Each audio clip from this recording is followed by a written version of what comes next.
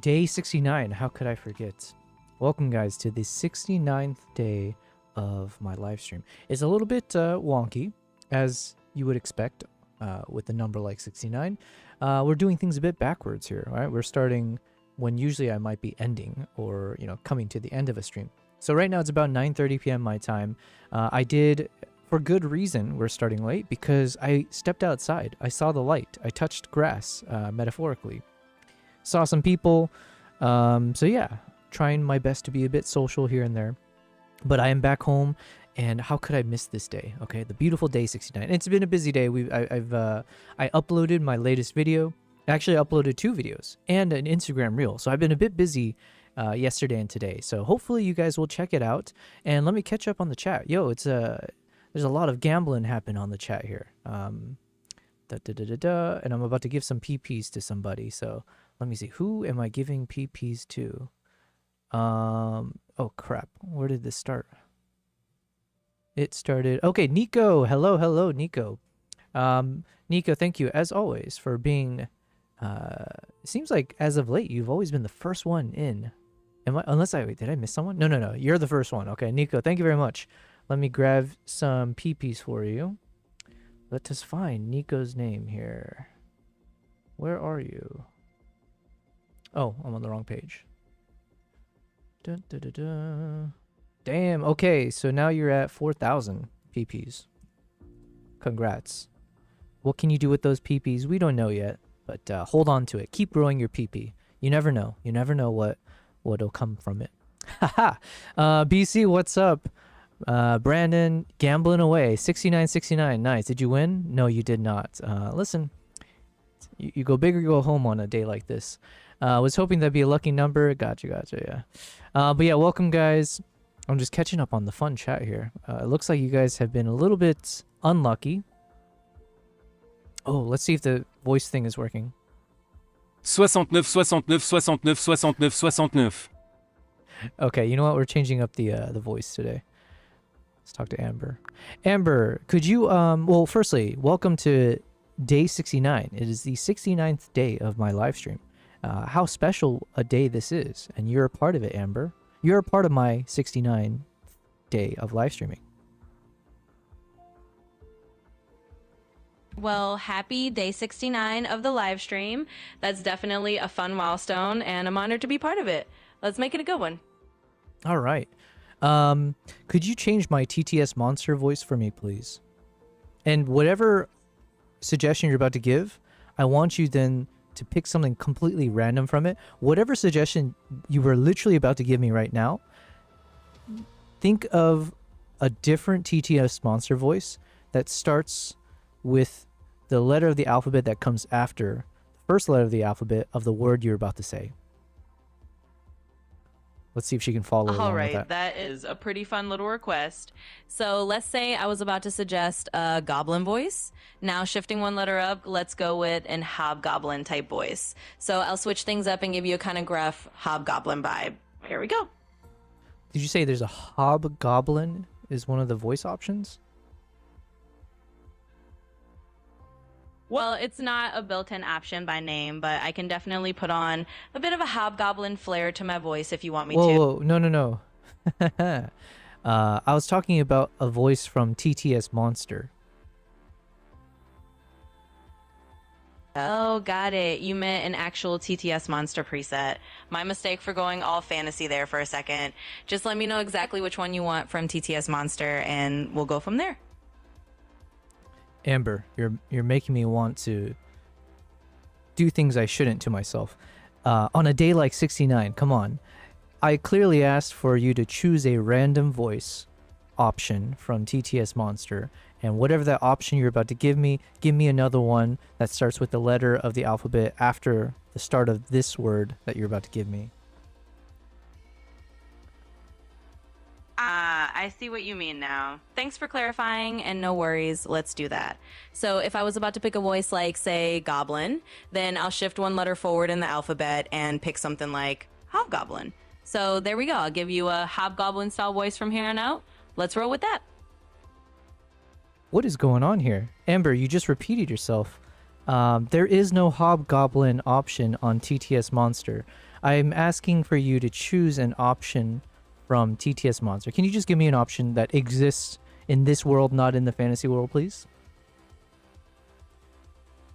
Oh, I got you now. What is going on? Sorry for What the is going confusion on? there. Let's keep it real world and not hobgoblin-y at all. So let's say I was gonna pick a robot voice from TTS Monster, then I'll move one letter forward and give you a spaceship style voice. So let's just roll with a cool spaceship kind of vibe from here. Thanks for your patience. Okay, Amber, I want you to forget all the instructions I just gave you because it's literally fried your mind, okay? Just pick a TTS Monster voice for me, please. Absolutely. Let's just keep it nice and simple. I'll BC, pick I like a it. TTS Monster voice for you right off the shelf. What's How up, about a nice Markman? robot voice? It's classic, it exists, and it's definitely in this world. We'll roll with that. Okay, I think I fried Amber's brain because she just gave me like a bunch of options that don't actually exist in TTS Monster. So that's on me. You know, I expected so much from AI. Let's choose. What is a voice that works for a day like 69? But hold on, let me just catch up. So, firstly, Nico, you had said something about you were studying, or today I've been studying physics since 10 in the morning and I still haven't finished. Damn, from 10. Well, I don't know what time it is for you right now, but sounds like a pretty, hopefully a productive day. But I don't envy you. Best of luck. I don't know if you're studying because you have a test coming up, but yeah. BC said Hobgoblin, she went fantasy. I don't know what just, I literally just don't know what happened. Clearly, I mean, I was kind of messing with it by giving some weird ass instructions, but none of the options she had said were real options. So, but I like what you said, Knob Goblin. Oh, that's a good one. Great product video. Thank you very much, Mark, man. Yes, so it's been a pretty productive 24 hours. So 24 hours ago, I published my Nikon ZR review video, and it did really well. I always have low expectations, right? It's just better that way. But yeah, the video ended up doing really well. So it seems like people are still interested in the topic of Nikon ZR and kind of seeing if it's worth purchasing. So yeah, it was nice to see there's so many positive comments. I appreciate a number of you guys, I think, also left some comments or liked the video. So thank you guys. Feel free to do it even now, right? The video is still hot and ready. Which reminds me, let me type in a bunch of things I need to do. ! Promo. So, oh, and then I need to choose a voice. Okay, we're kind of multitasking. We're all over the place today. Let me pin this one. Watch my latest. Okay, we'll pin this. And then I did also release a new video on my YouTube channel. So it is the trailer portion of that video from the product review. So if you would like to support my channel, if you'd like to support that video, let me actually grab a link to that now. Let's see, what is the link? But yes, I would love for you guys to go to my channel and watch the video. It's only 40 seconds, right? So the new video that I just published on my channel, it's the 40-second trailer portion that's in the product review, but I've created it as a separate standalone video because I have a playlist on my channel that's just all my cinematic trailer videos. So let me copy this link and let's put it over here. Check out my latest video on YouTube. Watch and thumbs up and comment, por favor, smiley face, smiley face. If not for me, do it for day 69. Nice review and documentary review. Yo, Jim Orsetti, thank you very much.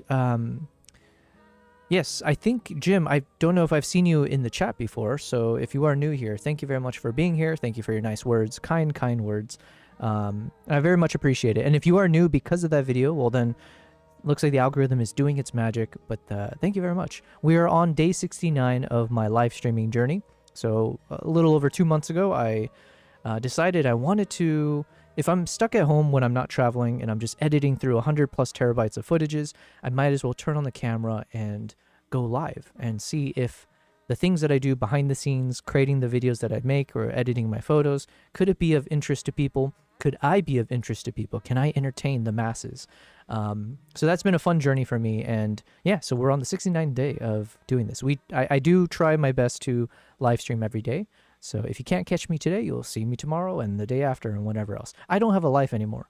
I've sacrificed the social aspect of things for the most part so that I can commit to this. It's been a very fun journey though. Your new saw the Chimp Island video this morning. Beautifully done. Yo, thank you very much. Thank you for that. I don't know. I almost fist pumped my my monitor there. I got to be a bit more careful. What's up, Daytor? Daytor, I saw your comment, so thank you very much for your support. And again, the video did. Like I said, I don't have high expectations generally because look, I'm a small YouTuber, and the algorithm kind of just. It has a fickle mind, you know. Sometimes it'll bless you with lots of positivity and discoverability, and other times it just kind of shuns you and kicks you off, off into the deep end and say good luck. So this time it looks like the video did catch enough people's attention, so I do appreciate. There's a lot of cool comments in the chat. So yeah, thank you guys. 69 is hot and ready, says BC. Yes. Well, I'm kind of not prepared right now. I've been jumping around. There's a reason I started a bit late today, and it took me like 10-15 minutes to get started. So for the 69th day, play 6ix9ine music in the background. Yo, I'm not trying to get copyright struck, okay? As you well know, that is one of the things that has plagued my channel for quite some time. I think I have resolved it, but no more chances with that. Balal Concept says, YouTube algorithm sent me your video. Fist pumps back. Yo, well, I'm glad the algorithm is working. Wow, we're being blessed. And, I mean, it is day 69, so maybe that's what it is. But thank the YouTube algorithm gods for blessing us for a second day in a row. Thank you very much, guys. Mark, you said you got good feedback. And I do apologize if I missed some chats because I have had some network issues as well where I'm not seeing all the chats always come through. You got good feedback. I did, and it's been really fun to read the messages. And one of the best parts of being a small YouTuber is generally I don't miss the comments. Generally, I'm sure I do here and there, but yeah, a lot of people with good insights too. Some people who really, it seems like they know their shit. You know, they know deep into like the technology and stuff. A lot of people I did notice were asking questions about like which lenses did I use. So I'll keep that in mind, that's of interest to people. So maybe I just need to be a bit more clear or put in the description and stuff like that of like, hey, here's the lens that I use for this particular shot. But yeah, generally speaking, I was shooting mostly with the 85mm f1.2 lens, the 400mm f4.5, and the 35mm f1.2. Those are like the three that I ended up using the most. I also did have with me on that trip a 28 to 135 f4 power zoom lens, the 135 f1.8 plana lens, and yeah, my 7200 and a few others. But yeah, those are the main ones that we ended up using. But yeah. All right. But thank you guys. Thank you, Bilal, for being here. And you know what? It was kind of fun. After I posted that video, I did see a bunch of people subscribe to the channel. So welcome. And I couldn't figure out, because I would hear the notification because I didn't turn my computer off, and I could hear the notification of people subscribing to me. And I'm still utterly confused by YouTube, where I know it's not making that notification sound for any random person who subscribes to my YouTube channel, because then the thing goes up a bit more frequently if that was the case. So I didn't know if people were actually watching maybe some of my live stream VODs, and if you subscribe from there, does that kick off the... I don't know. Anyway, sorry, I'm going a little bit... Let's catch up on the chat. Bilal, you said, I think it was the bunch of Nikon ZR videos I watched over the week. Yes. So look, I am being shameless when I say we are going to milk. We're absolutely milking as much as possible the wave. We're riding that wave of Nikon ZR, right? Because obviously there's a lot of buzz. The product is not out in the market yet. And I have this golden opportunity where I am a very small YouTuber. I'm a small content creator, but I have this very nice fortune of having been able to access this new product by a whatever, like a big brand, Nikon. So while I might not be able to compete with the big YouTubers in terms of like knowledge, everything, in every aspect, I can't compete against the actual people out there that do this for a living. I needed to figure out what can I do then to at least put my name out there and get people to actually watch my video. So hopefully you guys found it valuable. I don't kind of like sugarcoat anything in the sense of who am I. I clearly call myself the amateur here, but I thought maybe people might find value in hearing from an amateur talk about this camera, and then also see if someone who is new to filmmaking, myself, doing my first documentary film, if you end up finding that the quality is above average, then hopefully that could also persuade you into saying that, okay, this camera is pretty decent. Or if you're someone like me where you're like, hey, I would like to do video. I started in photography. I don't know. It's a bit daunting, right? You see actual professional filmmakers and they got like the crazy box with the handle and then like a bunch of arms and it's like a big transformer set. And then, yeah, so then you don't want to get into it because it's too much. Well, hopefully this video will clear up some of those issues. I added that video in a Facebook group. Yo, Mark, man, thank you very much for that. You know what? I think because I was looking at the analytics. The analytics for the video is not like fully out there, but I figured because this video is popping off unlike some of my other videos, so I was just curious. And I did see that in the external, like how did people come to your video? When it was from an external source, I think the biggest percentage, small sample size, right? But the biggest percentage was saying Facebook. So Mark, man, it might be because of you doing that then, that video, I think people actually did end up clicking on it from the Facebook thing. So thank you very much. Wow, that's very, very kind of you. Obviously, you didn't have to do that, so I appreciate it. Brandon, you said, is it a butter chicken kind of day? Oh, yes, it's been a butter chicken kind of day for the past like 3 days. I have leftover butter chicken, and I've been slowly, spreading that out throughout the days. Because that sauce is so rich, you don't even need the meat. You just put some rice with that sauce, and boom. BC said, or on 69 day, are we eating sausage? Listen, I don't celebrate 69 that much, okay? Jim, he said, algorithm worked for discovering ZR content as I'm considering buying a ZR. Yo, well, listen, Jim, let's say you're on the fence about it. If by the end of this stream or at any point of this stream, if I end up convincing you to purchase a ZR or pre-book it, whatever, if you put that in the chat explicitly, like, yo, I hate Nikon, I wasn't gonna buy anything Nikon, but because of you, Yobel, I decided I need to buy this. Please write that in the chat, and then I'm gonna screenshot it and I'll send it over to the Nikon people and be like, yo, look at this. But yeah, and if you end up listening to me and saying like, oh, you know what, this camera's not worth it, then don't tell me, don't put it in the chat, leave no evidence of that. Cyronius could put text on the scene on the bottom left or whatever.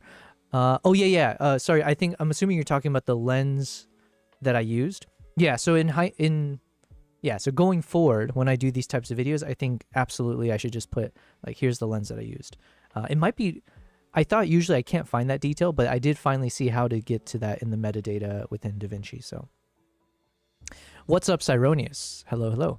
Bilal, what inspired you to focus your story on Chimp Island? How'd you go about deciding the subject of your story? Great question. And I'm noticing I'm kind of behind on the chat.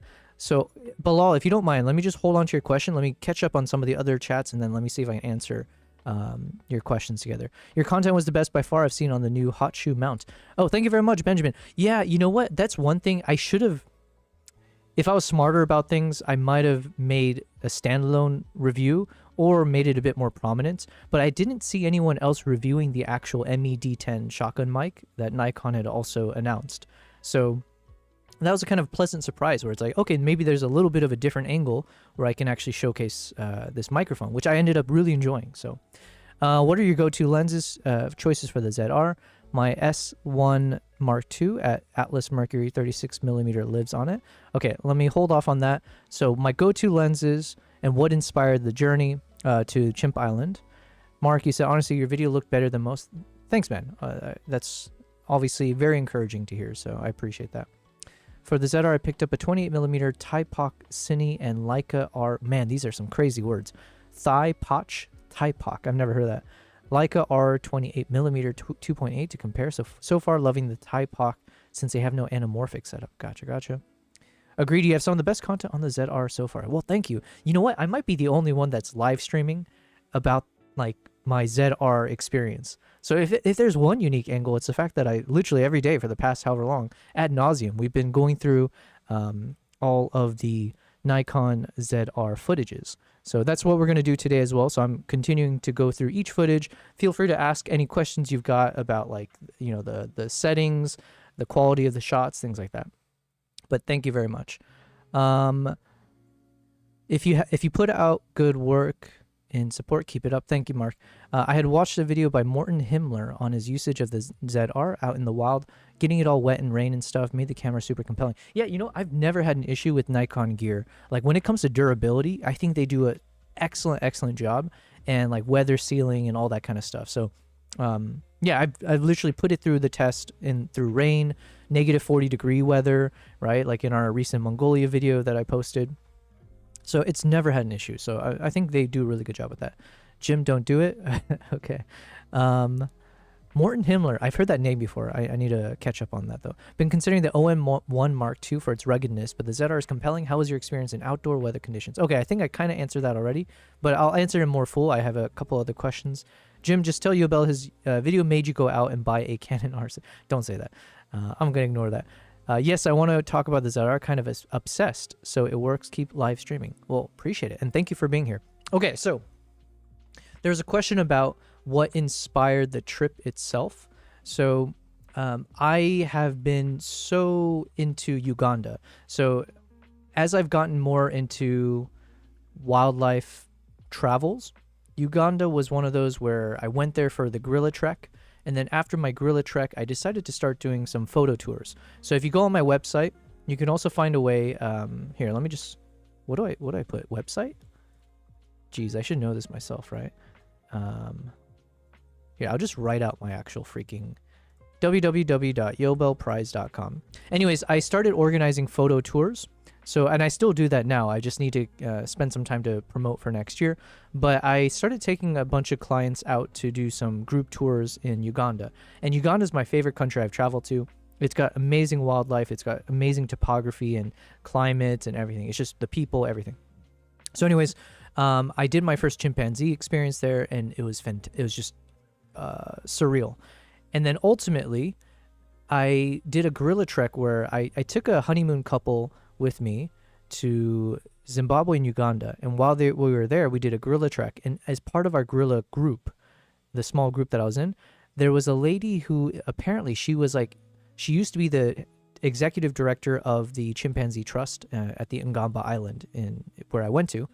And she's like senior, like a presidential advisor for like the Ministry of Tourism Board, stuff like that. Just a head honcho, just like super established and like really just, just someone who is well versed in the space and clearly cares about conservation and stuff like that. So anyways, I kept in touch with her, and when the opportunity came about where I was like, hey, look, I have a few days that I can actually shoot with this camera, I decided that if I can make it, the stars align, I reached out to that lady, and then she put me in touch with the current executive director of the island. And so then thankfully, logistically, it was all able to work out. But it was always a trip I wanted to do. It's just that now there was an opportunity where I could actually go there with this camera in particular. So it was just kind of like a nice stars aligning type moment. But it's because I'm fascinated with chimps and primates, and I've been sold on this island as a place that I should spend some time if I want to learn more about the chimpanzees and hopefully get some nice close-up shots and stuff like that, which is not always possible as like an average tourist, but given this assignment, it was something that we were able to make happen. And then there's another question about the lenses that I prefer using. The 70-200 2.8 lens has been my favorite for the longest time. And then once I got my 400mm f2.8 lens, that just became my go-to, right? It's like that thing is super expensive, but the quality is amazing, and I attribute a lot of my success as a wildlife photographer and as a content creator to the shots that I took with that lens. And then the 85 1.2 has been one that I've been using quite a bit, and I really do like it. So those are my three, let's say. BC, wait, did someone say they want to buy a 1DX Mark II? Nobody said that. I also think you did a good job showing the file size of the R3D versus ProRes RAW. A lot of people complain about the red file size, but that ProRes RAW file size is crazier. Thank you, Mark. Yeah, you know what? Actually, I had a few people leave comments asking about, what is the file size? They were curious, like, hey, how much were you able to film with the red codec. And then even someone who was like saying, I heard it's pretty bad with the H.264. And like, admittedly, I didn't really film anything in H.264. I was just trying to film everything in the red codec for the documentary I was making. And so, yeah, at the very least, I could have done more for sure. And I didn't do like a full proper test. But at the very least, I wanted to show an apples to apples. If you're going to film at ProRes RAW at 12-bit, 6K 30 frames, compared to shooting the R3D NE codec at 6K 30 frames, you literally can film about 2 to 3 times more with the red codec than you could with the ProRes. So the ProRes is much more bloated as opposed to shooting in the R3D. And it's not just the red codec, it's the NRAW. NRAW and red are literally the same in terms of how much file size you have. So I think I had a 1 terabyte memory card in when I was filming, doing that kind of a comparison. It might have been empty or it might have had some footages in there, I'm not sure. But at the very least, when we were doing the comparison with the 1 terabyte card at R3D codec, 6K 30 frames, it said I could film up to 59 minutes and 30 seconds or so.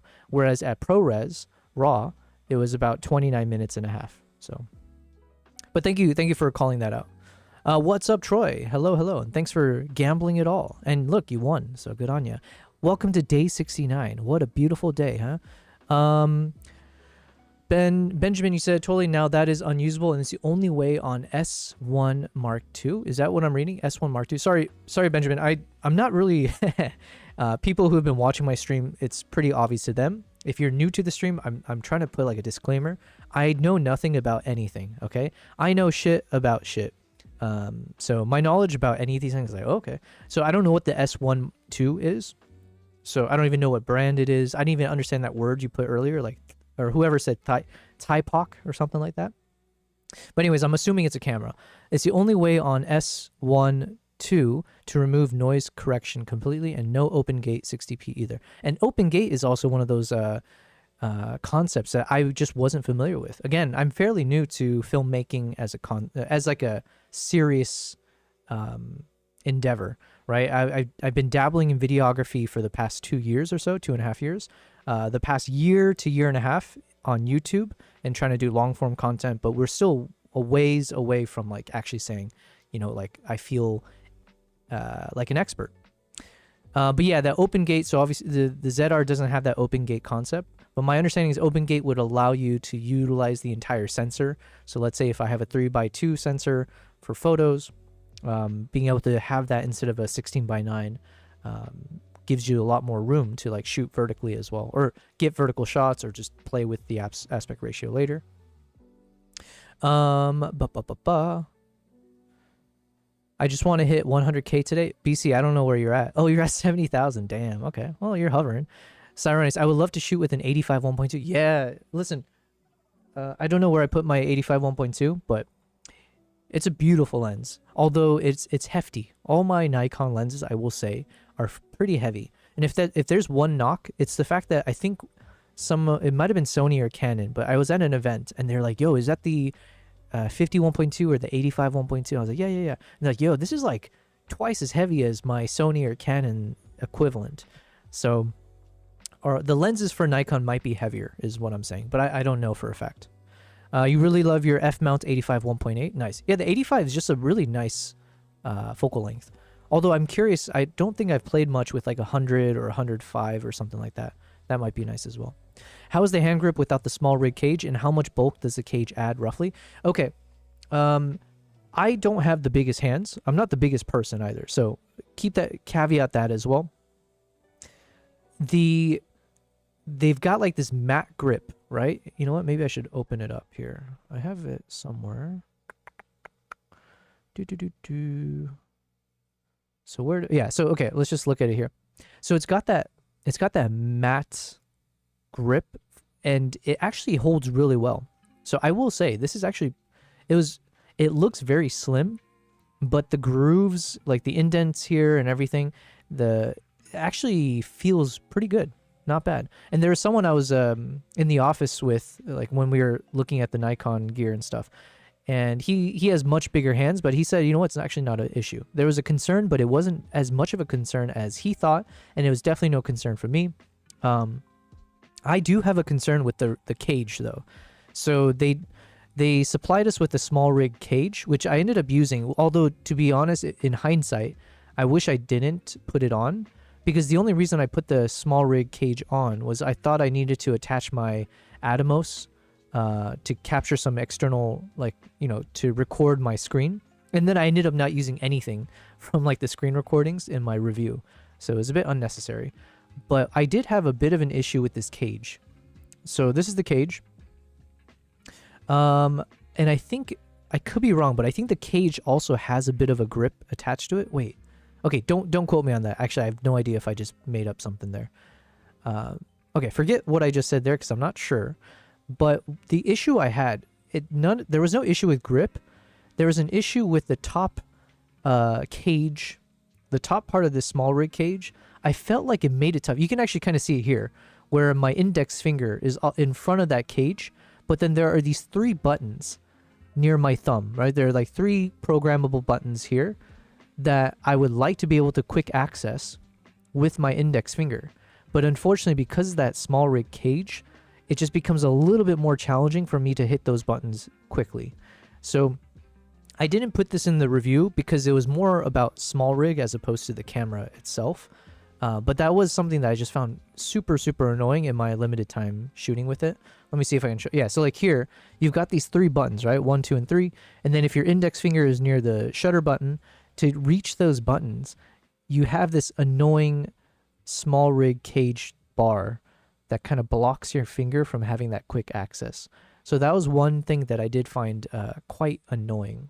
So, yeah. Nico asks, can I have 99,561 pp so I can reach 100,000 before BC? What is... Oh, before BC. Gotcha. Listen, I'm a benevolent stream god, okay? I'm the god of the PP, all right? Clearly, I rule over all. Technically, Streamlab does. But I'm also not a biased god. I want you to make the most out of it, and so when you are successful with your PP, you can say you really earned it, you know? You got that big PP because of you, not because of God. I don't know where I'm going with that. Casual Nikon ambassador, yeah. NRAW normal is even better file size than ProRes. Yes, if someone has space, NRAW normal is the best to use for file size and quality. So actually, when I first started filming, so everything you'll see on my YouTube channel up until very recently, it was shot with NRAW, right? That became like the thing where as I started getting into film, I decided, let me shoot with NRAW.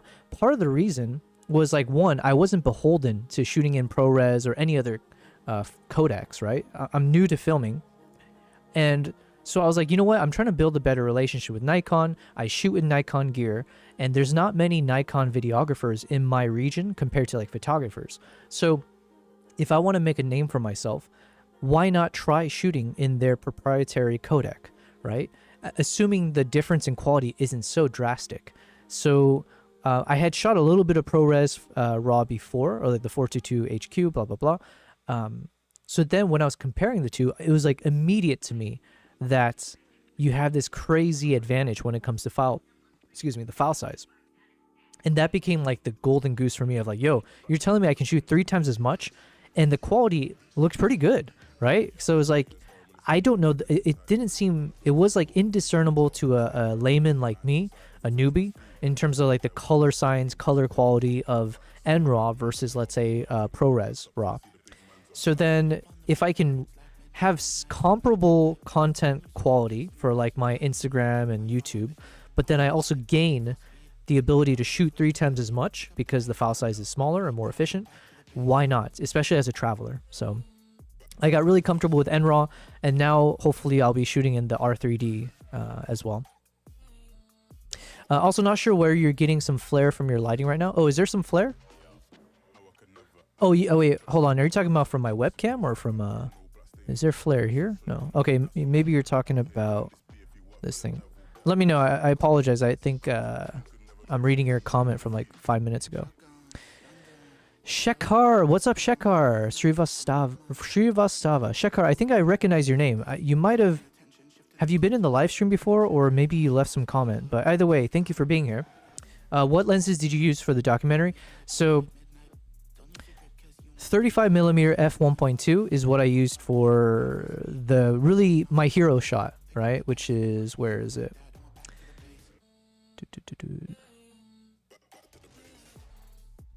The Nikon ZR and this review are for you. This guy. So this one, for all the shots where you see the chimp walking towards me and kind of wide angle, this was shot with a 35mm f1.2, and I was shooting at f2, and I believe I had the IBIS set up properly. I could be wrong. There's someone in the comments saying I might have not been in sports mode or something, but either way, I was just filming it with the 35 and walking backwards with the lens. Majority of the shots, though, I shot with either this is probably also 35 if I'm not mistaken. A bunch of these were like at 400 f4.5 lens. This was shot with the 70 to 200 f2.8 lens. A bunch, yeah, everything in the cage I think was 70 to 200. These were shot with the 85mm f1.2 lens. Yeah, and that's generally kind of what I shot with. In between, I would shoot with a few others, but that became the go-to. So yeah. Yes, it does. It does have a grip. I have the cage. Gotcha. Okay, so Benjamin, part of me is like, wait, did it have a cage? But yeah. Anyways, I only had 3 days shooting with it. I couldn't remember. Assuming you shot the Chimp Island in Red Raw, how much space did all the footage take up? I'm guessing several terabytes. Several terabytes. Now, keep in mind, I was obviously filming way more than I needed to, because the more the merrier, right? It's like you have this condensed time, so I wanted to shoot everything as much as possible. So for instance, my next YouTube video that I'm working on, which is like an extended version of all the shots of the chimpanzees from that island, it is granted it's all going to be slowed down, but we're looking at like over 5 hours of footages, mostly shot at 6K 60 frames or 4K 120 frames slowed down to 24 frames. But yeah, I shot a lot.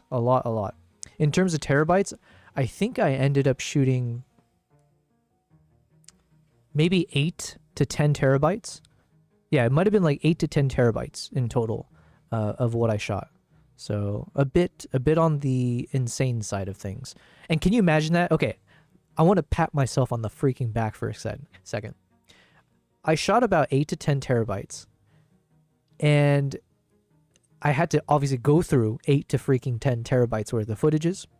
And I did ultimately end up making that documentary film. It's a 5-minute film, so granted, I'm not patting myself too much, but I did make that 5-minute film in 5 days.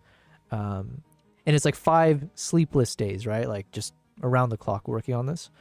But yeah, I was quite proud of myself that when there's a deadline, it does kind of force me to either, I can't work faster per se, but I'll work longer. Yeah, anyways. Interesting take on the cage. Totally makes sense on the blocking buttons. Might end up returning or keeping it for special occasions where I build it up. Likely never. Yeah, I mean, look, the cage has its purposes, right? Obviously, it'll help slightly. It'll protect your camera in case you drop it. You can set up all the other rig stuff to it. And one of the complaints I know I've heard from professional YouTubers was the fact that there's only a few threads. I think there's only like one extra, what do you call it, like a 1/4 inch thread or whatever whatever the right thread is that people can attach things to it, and it's on the bottom. Whereas some of the pro cinema cameras have like a bunch of threads everywhere. So with this one, if you do want to jerry rig like a big setup, I feel like you will need that small rig cage. It's just, I don't know. This is the first camera where I had a small rig where I felt like it was in the way of quick access. But if you're rigging it up with a bunch of things, at that point, you're probably not even hand holding the camera anyways. So it's probably not an issue, right? So that's kind of the weird mix of like, for someone like me that's hand holding the camera, maybe yes, the rig doesn't make sense because it might block some buttons. But then for people who need a rig, it's probably the guys who are going to have a top handle and like a big ass set and stuff. I don't know. But it was just one of my complaints. Such a deep hot shoe on the ZR in your main view. Where was it? Yeah, and oh yeah, that was a really nice thing finally, because I know the other brands have had a digital shoe mount for some time. So it was always like, as a Nikon user, you're like, come on, what about us? What about us? So I was really happy to see that they had that digital shoe mount, and it worked like a charm with the the MED10 shotgun mic. So yeah, it was a cool combination of the two. On your face cam, that is. Oh, in your main view on your face cam. If there is a bit of a glare, it's because I have this teleprompter set up in front of my camera, which acts as like an extra monitor screen for me. And I think maybe it might be bouncing off some like fogginess or something. I'm not sure. But listen, we're not going for the best setup right now. I see a blue haze over the majority of the shot. Oh, okay. Well, there is blue light behind me. Maybe that's what you're talking about. Mark, you said, I agree. I am starting off and thinking NRAW is amazing, and I don't think it's that bad, but I know nothing about TrueRAW, so that allows me to just appreciate NRAW. Yeah, listen, NRAW, if you would like to see examples of NRAW, go to my YouTube channel, and if you look at my past travel vlog series, the most recent one was my trip to Mongolia. You'll see episode 1. It's fairly recent that I published it. We're working on episode 2 as well. And then my trip to Uganda, I have the whole playlist of my trip there. 99%, anything that looks cinematic or nice was shot with my Nikon camera at NRAW. And then I shot a few things with, like, you know, iPhones and stuff like that. So I'm a big fan of NRAW. Joey, what's up, Joey? I don't think I recognize your name, so welcome, welcome. Super stuck between going in on Nikon or Lumix. I have a BMCC 6K FF. Holy shit, that was a mouthful to say. And your ZR footage is massively making me want to go Nikon. Amazing footage. Well, thank you very much. Listen, I don't know much about what you just said. I've never shot with Lumix. I don't know what language you're speaking when you say BMCC. It sounds cool, though. But so I won't necessarily give you the best response as to why you should switch or not from what you're using. I can only just speak from my experience with the ZR, and as someone who is very new to filmmaking and like videography and stuff, it really did, at the very least, it made it super fun for me to shoot. It made it easy for me to learn as well. And yeah, it's at the price point that it's currently selling, right? $2,200, I believe, USD. That's just like a insane value. Who is it? Potato Jet? I was watching Potato Jet's review of the camera. And in his video, he like brings that camera to a bunch of his colleagues who are also all pros, and all of them guessed incorrectly when he was given the specs of like, what do you think the price of this camera is, the ZR? And I think all of them were saying like, oh, it must be similar to the Sony FX3. It must be like, you know, $3,000+, blah, blah, blah. And so, yeah, to have it at $2,200, come on, what a steal. But thank you, Joey, for your compliments, and thank you for being here. Bilal, did you find autofocus reliable at shallow depths like f1.2? Generally speaking, I found it pretty good. Although with the chimps, sometimes it struggled with the chimpanzees. So I wish I could send all these footages to Nikon and be like, yo, can you like continue to improve your autofocus with chimps as a subject? The two subjects that I find, well, no, okay, I'm not saying chimps, they did a bad job with it. Sometimes it would capture the ear. Maybe it's like, you know, the chimp is like a pitch black kind of fur and everything. Generally speaking, it did pretty well, but just a few times I did notice it would go over to the ear. The other animal that I feel like my Nikon gear doesn't always do the best focus is horses, because I ended up doing a lot of horse photography recently, and I find that horse as a subject doesn't seem to always be aligned with the settings on the camera. But yeah, autofocus was pretty good. Honestly, it's like no different from when I was shooting with the Z6 III or the Z9 or things like that. And I also didn't necessarily shoot too often at f1.2. I was normally shooting around f2 to f2.8, somewhere in that ballpark. I've been learning my lesson, Bilal, to not always shoot at the most shallow depth. My understanding is that, one, for these lenses, shooting at the widest aperture, so if you have an f1.2, shooting at f1.2 won't lend itself to be the sharpest quality to begin with. And so my understanding is if you go up a couple stops, that tends to be where it performs best. But then, yeah, I've also had the habit of shooting at, like, let's say f1.2 or 2.8, whatever the lowest is. But then I end up missing focus, or I get part of the face focus, but I didn't get the rest of the face.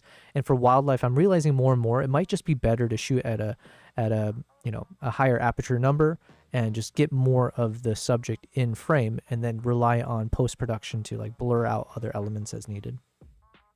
And especially with these cameras, they do really well in like low light situations. Curse you, Streamlabs. Yeah. Oh, Jesus. looking forward to the extended version of the video. I watched the doc with my 5-year-old kid this morning on the way to school, and he loved it. Yo, I got the blessing of a 5-year-old. Hells yeah. That should be the litmus test for every video I make. Can a 5-year-old enjoy my content? If yes, proceed to publish. If no, back to the drawing board. But thank you very much. He's going to be ecstatic with the longer version. Yes. Okay, cool. Well, then hopefully he will enjoy this, because it's just going to be, yeah, it's very PG friendly, okay? It's just going to be a bunch of these footages of the chimps in slow motion. These are not color graded yet. I'm just working through each one to like get them stabilized. So I'll just get a bunch of these, and then usually what I do is I put a bunch of like soft, relaxing background music to kind of go with the visuals. Vicky subscribe to bring your new document product ZR and can't wait to have it in me. What settings would you recommend for shooting the footage to look like a cool film? Yo, the Service USA LLC, thank you very much for that donation. Hells yeah, $10 donation, super chat. I appreciate that so much. I apologize that it came out in French. I thought I changed the voice and I completely forgot to change our TTS voice. We're going to change it to Bojack. Okay, let me save this before it's too late.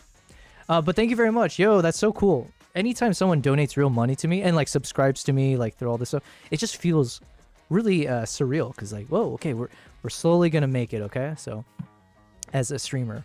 You said, became a subscriber after watching your new documentary. Pre-ordered the ZR and can't wait to have it in my hands. What settings would you recommend for shooting the footage to look like actual film? Yo, well, thank you very much. I don't know if I was able to influence your decision, but either way, the fact that you watched that video, I appreciate it. Thank you for the nice words, and obviously for your donation. Okay, what settings would I recommend? So, with the caveat that I only had about 3 days to shoot with it, I didn't have much preparation before the actual shoot, so I was also just kind of learning as I filmed. So with that kind of caveat that it wasn't like the most amount of time to kind of review it in full, I would say, what did I do? Let me think for a second. I would say for the settings, I mean, the first thing is shoot in the red, right? The R3D NE codec. If you're getting this camera, that's one of the biggest sells, right? That might be the biggest reason why anyone's getting this camera. So you should absolutely make use of it. So let me see if I have that footage to kind of go through real quick. Oh yeah, so here we go. So here, 3D NE file size. Oh man, I have the full clip, don't I? Hold on. Let's just go over here real quick. Here. Okay, we have the extended version, so I can just go through everything I recorded. Because I was just kind of going through all the settings just in case it's needed for like the B-roll. So here. But thank you, Service USA. Give me 1 second. Let me just set this up, and then let me just read through some of the other chats. Do you need a really good PC? Hold on. I have my F and Z primes. Now I need some telephotos. Hells yeah. 7200 is amazing as a lens, f2.8 for any of the brands. 400, 300. If Nikon comes out with a 300 f2.8, that would become my favorite. I'm almost positive. Do you need a really good PC to go live on 3 platforms? Absolutely. Or I don't know if it's necessary, but I am streaming with a Mac Studio that's like super spec'd out and everything. But yeah, even now I have so many network issues, so it's a lot. And I do need to make my video about my first 30 days as a live streamer, so that's coming up still. Blame Blackmagic. Their naming of products is terrible. All brands, Sony, Nikon, everything. None of it makes sense to me. I'd rather they just go with the year system. So it should be like iPhone 25, right? That kind of shit. I've been nerding out, switch NRAW to R3D RAW, and just looking at the different process of how to color grade. You never worked with Komodo or DSMC2. I've never shot with any professional gear. Oh, you're asking Markman. Gotcha. Cool sunset. Is it yours? Sunset. Everything you see here is mine. If that's what you're talking about. Okay, let me answer Service's question though in terms of the settings. So, okay. With the caveat that I'm still new to things, so I'm sure, and by the way, if I say anything that's incorrect, by all means, please, people, chime in. But some of the key things I always make sure to do is I'll turn on the zebra pattern, as you're seeing here, And the cool thing is, in this ZR, they have a whole settings situation here where they just kind of front load all of the key features that, you know, filmmakers rely on while you're shooting. So things like turning on the peak, like focus peaking. So you'll get like, you know, a color wherever the focus is set. So that's really good when you're filming. I usually set the zebra pattern to highlights. And so then I'll see the zebra pattern if it's like in areas that are overexposed. I turn on the view assist. So I had the view assist on with the standard Rec 709 view. So that way, instead of having a flat view or like a flat image, you have like a colored visual. And my understanding, that's actually better to do like when you're filming as opposed to having the flat look, because it can help you understand more what the final product looks like. And I believe you can load in red LUTs into this. It's just I didn't have access to it at the time. So these are some of the quick things I would say is like, I was playing with the waveform. Usually I was using the histogram, but like definitely have a histogram or a waveform to kind of check where your lighting situation is, your brightness, exposures, like your shadows and highlights. And then when I was filming, let's see. What else did I...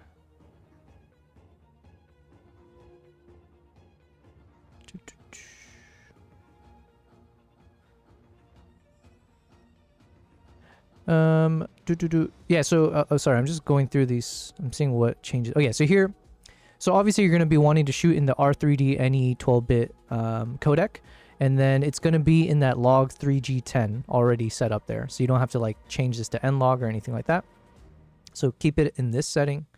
And then I don't think it's necessary to film in 6K. It's nice, right? But like generally speaking, just 4K is very good, because I think you can oversample your 4K, so it'll be slightly higher than the typical standard 4K. Oh yeah, and then one of the things as I was learning is that this camera has the dual native ISO of 800 and 6400. So it wasn't until this trip and, you know, this project that I understood the value of like the dual native ISO. And it took me, unfortunately, until after the trip was over to finally trust shooting at 6400 consistently. Because my understanding is, in layman's terms, I guess, like ISO 800 and 6400, if those are the base ISOs, it just means that when you film in those ISO settings, you have like the cleanest image, whereas anything you adjust, if you switch it from 64 to like whatever lower or higher, you are essentially digitally adding in noise to your shot. So generally, you should try to shoot at 800 or 6400. And if you shoot at 6400, Service USA, maybe this is the last comment I'll say, because otherwise it might be too long of an answer. Get some ND filters. ND filters are like, I think are necessary for filming, because it allows you to set your settings that have the proper shutter speed. Oh, and then shutter angle. Shooting in shutter angle, that was amazing to learn as well, that you just set it to 180 degree shutter angle, and that usually will take care of most of your filming needs. But then if you have a variable ND filter that you can attach to the front of your lens, that way it acts like a sunglasses, so you can keep all your settings the same. And then when you end up in a situation where it's overly bright, but you don't want to change your ISO or you don't want to change other things, all you have to do is twist the ND filter and darken the image for you, keeping your settings the same. All right. But yeah, thank you again, Service USA. I do appreciate the real dollars in my pocket. After taxes, I can buy my coffee still, so thank you. Oh, I do need some coffee. I'm tricking on some ZRs. I have 5. Wait, what? King Kruk, you said you're buying 5 on pre-order? Yo, I need to like collect all these comments and then send it to Nikon and be like, hey, what does this get me, you know? High star luck gambling is trash now. Nice. Wait, what happened? Did you lose? Oh, you're down to 60,000 PP. Hey, look, you're almost at 69,000 PP in honor of today. Did you find the ZR vastly better than the Z6 III? Asked Mark. And Bilal, you asked, what have been your stabilization solutions during the shoot and in post, running with a gimbal, IBIS, gyro? Okay. So to Mark's question, would I say it was vastly better? That's a strong commitment to say. It wasn't that it was vastly better, but it was definitely noticeably better. And I think the areas where I would say noticeably better, it was in the dynamic range. So I don't know what the dynamic range is considered with the Z6 III, but with the ZR, it's rated up to, I think, like 15 plus stops. for dynamic range. My understanding is I think these numbers are a bit like fungible, or like I don't know how accurate they are, but at the very least, that's what Nikon was touting. And for me, going from shooting in like the NRAWs with Z6 III and the Z9s and Z8s, it was like a very noticeable difference once I was in front of my computer and I was looking through all of my raw files. The fact that I rarely had shots where I ended up either what did it say, like crushing the shadows or clipping the highlights. I just rarely had those issues where I had overexposed or underexposed. And like there were some shots, and I put it in my review as well for that reason, where let's see if I can show it here. In my section where I'm talking about that, like you're seeing shots like this, right? So shooting against the sun, and I felt like I still had really good details, even though here I kind of went with like a underexposed look. Internally. Like this kind of shot was a good example of that, because like I was literally just following this bird before it was flying in front of the sun, and I was able to maintain good colors throughout, even when it's like shooting. And again, it was like midday, super bright, sunlight reflecting off the water, and yet I didn't really feel like the colors ended up getting just like clipped or anything like that. Everything felt nicely balanced out, and I didn't do anything extra to make this possible. It's just the camera has more handicap space for me. So I did find it vastly better in that sense. It was like I didn't feel as concerned about over or under exposing. In terms of the colors, I don't have a good comparison. I should have. You know what? In hindsight, maybe I should, because I did have access to a Z8. I had my Z6 III. Maybe I should have done a side-by-side comparison of the two cameras just to see what the color science is, how different is it. So that's on me. In hindsight, that seems obvious that I should have done that. So I can't say color-wise, because I'm a big fan of NRAW. I believe people say NRAW, sometimes they're not as good in the shadows, is maybe something I've heard, but to be honest, I couldn't tell. And then in terms of my stabilization solutions, so I gave one example here where I talk about like, and it was kind of funny. There's one person in the comments who was basically shitting on on the IBIS. And I felt bad. Well, I didn't really feel bad, but I felt bad in the sense of like, maybe I wasn't clear that this example I was showing here was not me saying like, yo, look how amazing the stabilization was.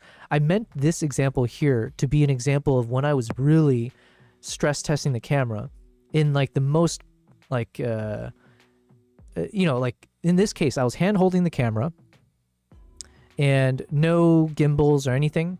And I'm walking backwards where I was literally tripping every once in a while. I don't know what I'm going to step on. And so I'd always have to constantly turn my head around and look behind me whenever I thought I had time to kind of see if I'm still on the path. All meanwhile, this chimp and the baby are coming like straight towards me pretty fast. So I wanted to show this as an example of like, okay, it could not be more unstable than this. Favorite example from the documentary. I'm walking.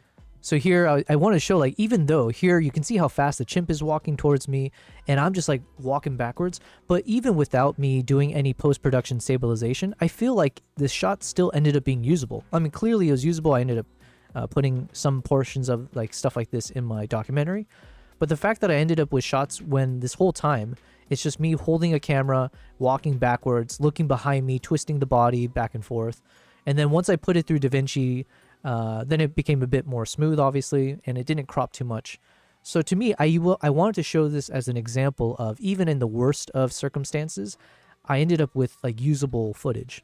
So not always. There's a few times where like the footage was like not rescuable, but majority of the times, the fact that I had this to rely on was excellent for me. Okay, I think we are caught up, but listen, guys, thank you, everyone, for all those wonderful questions and comments. And again, thank you, Service USA, for the donation. So what's happening so far today? Oh, yeah, I mentioned there's a few things. I will put this link in the chat again. I need to catch up on a few stuff, but I have just published a new YouTube video. This is a 40-second version that's played in my product review, but it's a standalone trailer. So if you have time, if you've not seen it yet, or if you'd like to support my channel, please feel free to go to my channel or click on the link I just put in the chat and check out the video, leave a comment, thumbs up, and all that fun stuff. Make sure to subscribe. So that's one thing.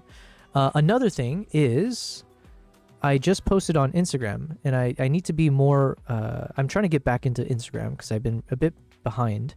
Latest IG, does this do it? Okay, so here's a link to my Instagram reel. So this is the same thing, but in a vertical version. So if you'd like to support my channel that way, feel free to go watch it on Instagram, leave a comment there, give it a nice little heart, and make sure to follow me on Instagram as well. I would appreciate that. And then the third thing is the one that I released yesterday, which is the product review. So I won't link that. Actually, you know, whatever. I might as well finish the trifecta. And it's also pinned. It should be pinned in the chats. But these are the 3 different pieces of content that I've published very, very recently, as of yesterday and today. But yeah, these are all associated with the Nikon ZR. So hopefully you guys will check it out. Make sure to show it some love and all of that fun stuff. But yeah, this video, it's also been encouraging. I was mentioning yesterday, you know, if you are watching my live stream, I hope if there is some value, it's the fact that I do kind of share everything. I like to share the whole behind the scenes. How do I make my videos? Where do I struggle? How do I color grade? How do I everything, right? So I think that's a little bit of what I enjoy doing myself and then sharing with you guys. And the best part is I get to collect some of the coolest, knowledgeable people who are willing to also give me advice and tell me what I could do differently. So there's a lot of things I've learned throughout the past 2 months of being a live streamer. So on that note, if there's one other thing I can shamelessly ask you guys to join is my Discord. So I just put a link in the chat. Feel free to join our Discord community. So on the Discord, a couple things. One, selfishly, it will notify you whenever I go live. So then hopefully you'll check out my streams. But then 2, I am looking to build out a community so people can post their photos, their videos, their channels. We can support each other. And then as we get bigger as a streamer and more consistent in terms of structure, feel free to like share photos and videos. You can do it anytime, but feel free to share some of your best photos or videos or things that you want me to review on stream. There you go. So now we can kind of share content that way. All right, so then what am I doing today? There's 2 things I thought I would do, but it's also 10:30 p.m., so I got to keep that in mind. I need to edit photos from my Japan trip. So, there was someone in the chat. Sorry, not in the chat. There was someone who left a comment on my video, and I think he was called Retired in Japan or something like that. But yeah, so anyways, he left a really kind comment. But it turns out he lives in Japan. He's retired there. I was like, yo, and he was telling me in the comments, you should go to Hokkaido. You would love Hokkaido for the wildlife, blah blah blah. I was like, yo, what a coincidence. I was just there this year, and I'm planning to go back and all that fun stuff. So, anyways, yeah. So I need to continue editing my photos from Japan because I need to start advertising for my next group tour to Japan in February. It'll be the 1st of Feb to Hokkaido. And it's going to be like a 9-day trip if all goes well. I need to actually post the damn thing and start advertising it. But yeah, hopefully people will be interested and want to join me. It's such a fun, it'll be so much fun. Absolutely. I mean, it's Japan. You can't not have fun, okay? Food is amazing. Culture is amazing. The wildlife and nature is beautiful. So I need to edit these photos because we still have about like 10 days or something left of edits. And I also need to keep editing my Nikon ZR footage because we need to keep posting on YouTube. So these are the kind of 2 things I want to do until I end the stream. In terms of when I end the stream, so right now it's 10:30 p.m. I'm not sure. Let's just keep going. And yes, if you are super new to the stream, my quick little bio is that I'm from the States, but then I moved to Dubai a number of years back. Was in corporate for majority of it, and then about 2-ish years ago, completely exited corporate and have been doing this nonstop and trying to see if I can make content creation, make my passion a sustainable living. So we haven't fully cracked the nut just yet, but there's been a lot of fun progress. The past couple years has just been extraordinary, enough that I feel like I'm on the right path here. And yeah, streaming has become one of those elements that I'm exploring. YouTube was the main thing though. So as of a year and a half ago, I decided I wanted to get into YouTube and start sharing my stories in more full detail and learn the art of storytelling, which is not easy. And so that's part of the thing that excites me, though, is if it's not easy, but if you're able to get good at it, there's nothing more exciting, in my opinion, than being a master storyteller. All right, like being a master storyteller is like one of the coolest traits to have. If I could have one skill set where someone calls me a master at this, it would be that, telling stories. So part of what I do on stream is hopefully learn how to tell my story. So you'll see I have over 100 terabytes worth of footages from the past year and a half of my travels.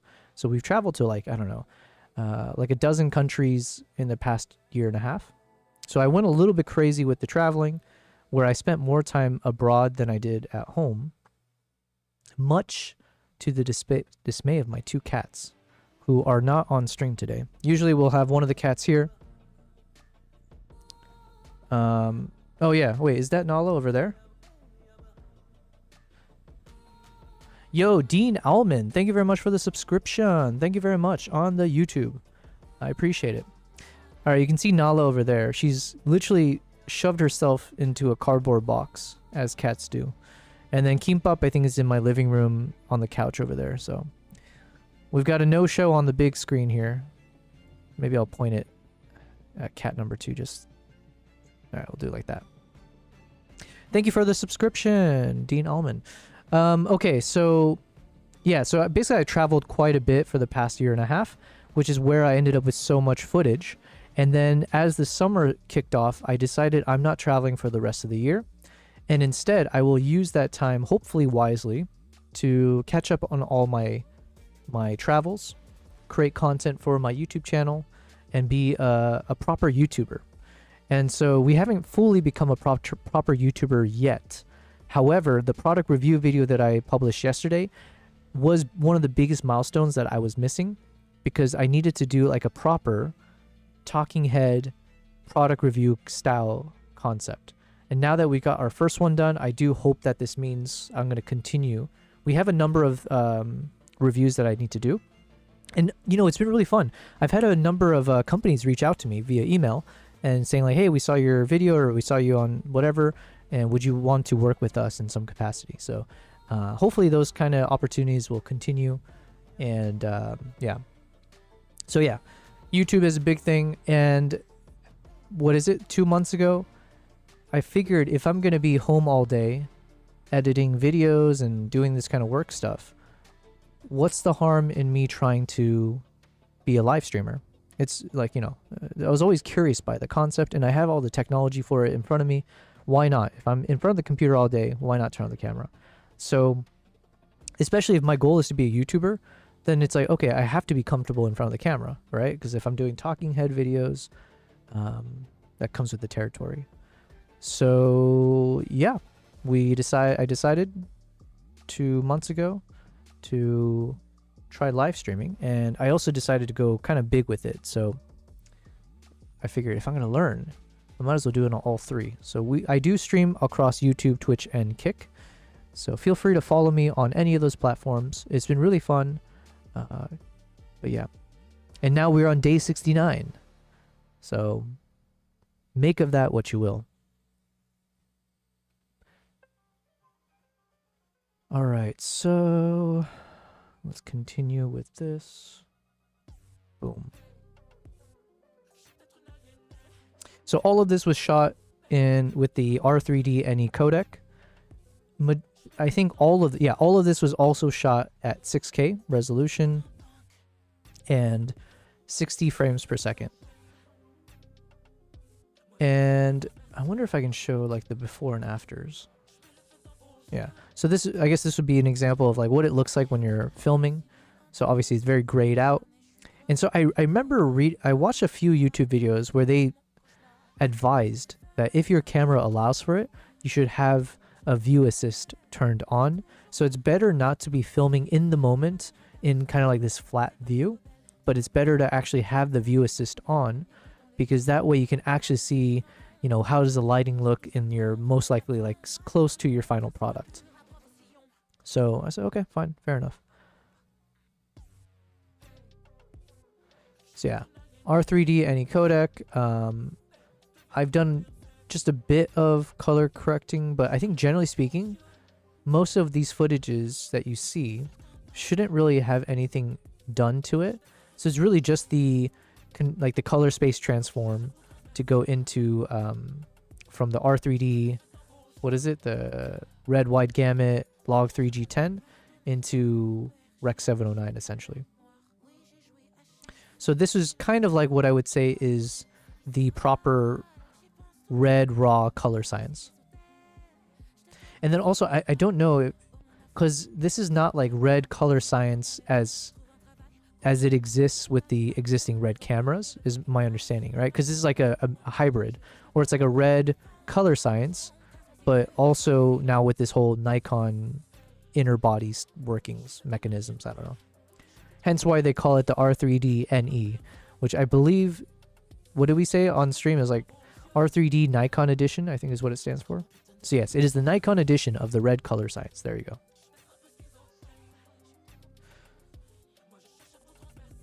But yeah, damn, I wish, in hindsight now, I'm like, it seems so obvious. I should have just filmed some moment with the Z6 III, the Z8, it doesn't matter. Let's say the Z6 III and the ZR. And I should just done like a side-by-side comparison of the same shot, just to see like, here's what the colors, how different the color science looks. Dun, dun, dun. I did not think about that.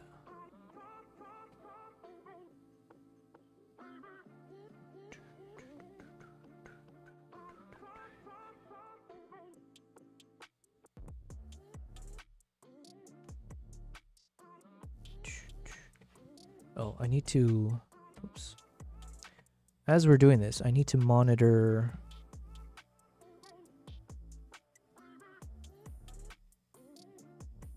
Okay, every once in a while, I need to take a pause and check my stuff. Because like I said, I did technically upload a new YouTube video, so I should probably check up on it real quick. Oh yeah, I need to leave a comment on my own video. So give me a second here. I'll let this play out for a bit.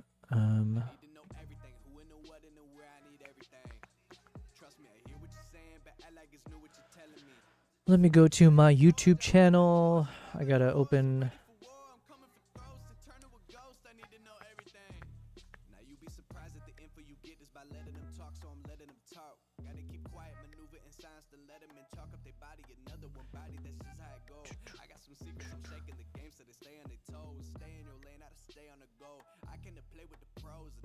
Okay.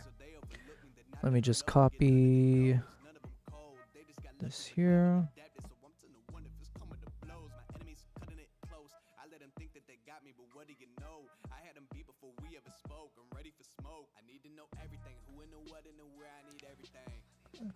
Let me copy and paste. Watch the 5-minute short film. Watch my 12-minute ZR product review with bonus footage here. And let me respond to the comments. Oh yeah, Shakar, I see your comment in the video. So I think I already answered it on stream, but I'll obviously reply here as well. The 3 main lenses I used were the 400mm f4.5, 85mm f1.2, and 35mm f1.2 for the close-up wide angle shots of the chimp walking towards the camera. And then someone in the comment said, hello my friend, I want to ask, since you used a panoramic aspect ratio, does the camera have frame guides, aspect ratio guides, or did you mask the screen with tape to frame or something DIY like that? Okay, that's a really interesting question, and I feel like I'm not equipped to respond to it adequately, but let me try. Thank you so much for watching and for the question. I shot this at 16:9 aspect ratio, and in post-production I added the overlay to make it mimic what is it, a 2.39 to 1 ratio. I don't believe the ZR allows for anamorphic or other types of aspect ratio, to be honest. Okay. Replied. Cool. Look at me being a content creator. Nico, you said, I have to go. I have a lesson tomorrow morning and I have to study. Good night and see you tomorrow. Well, thank you again, Nico, for being here on our beautiful day 69. And good luck on your lesson tomorrow and for your studies. Yeah, and I appreciate you being here. All right, so hopefully you guys can still see me. I'm offline. Okay, am I back? Testing, testing.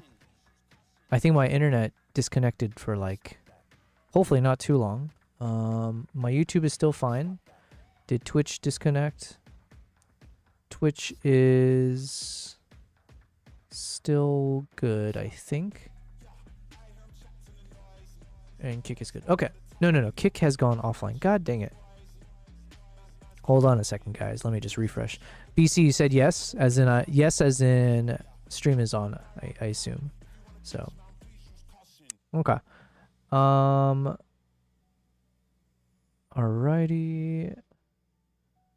And then there's a few other comments here, so let me just answer these. A lot of us can't wait for the camera to ship. Your cinematography is super. Yo, man, this has been super cool. Yeah, it's been really cool seeing, like, I'm not paying these people to leave comments. That's the thing that's so fascinating to me. It's from Dean Allman. Oh yeah, we saw him in the chat. Dean, thank you very much for your kind words in the YouTube comments. You said, very well done. A lot of us can't wait for the camera to ship. Your cinematography is superb. We'll look forward to more. Yeah, it's so cool that people are so nice on YouTube. I always assume that people are always just like trolling and just going to be like complete dickheads about random stuff. But I gotta say, like, at least for this video, actually, no, I take that back. For all the videos since I've been a YouTuber, every once in a while, whenever someone watches the video and then when they leave comments, 99% of the time, it's just someone leaving a comment just to be nice. Like, just taking the time to say something cheerful or whatever. So it's a cool thing. You know what? YouTube is great. YouTube community. Thanks again, Dean. And I appreciate you hopping into the stream. Super encouraged by your kind words. Okay. But yeah, this video in particular just popped off. Now I need to know, how do I can I replicate the magic of this? You said yes, you're back. It DC'd for a minute right after you finished saying bye to Nico. Okay. Well, thanks for telling me. Yeah, I'm not sure what's going on. What's going on? Thanks so much for.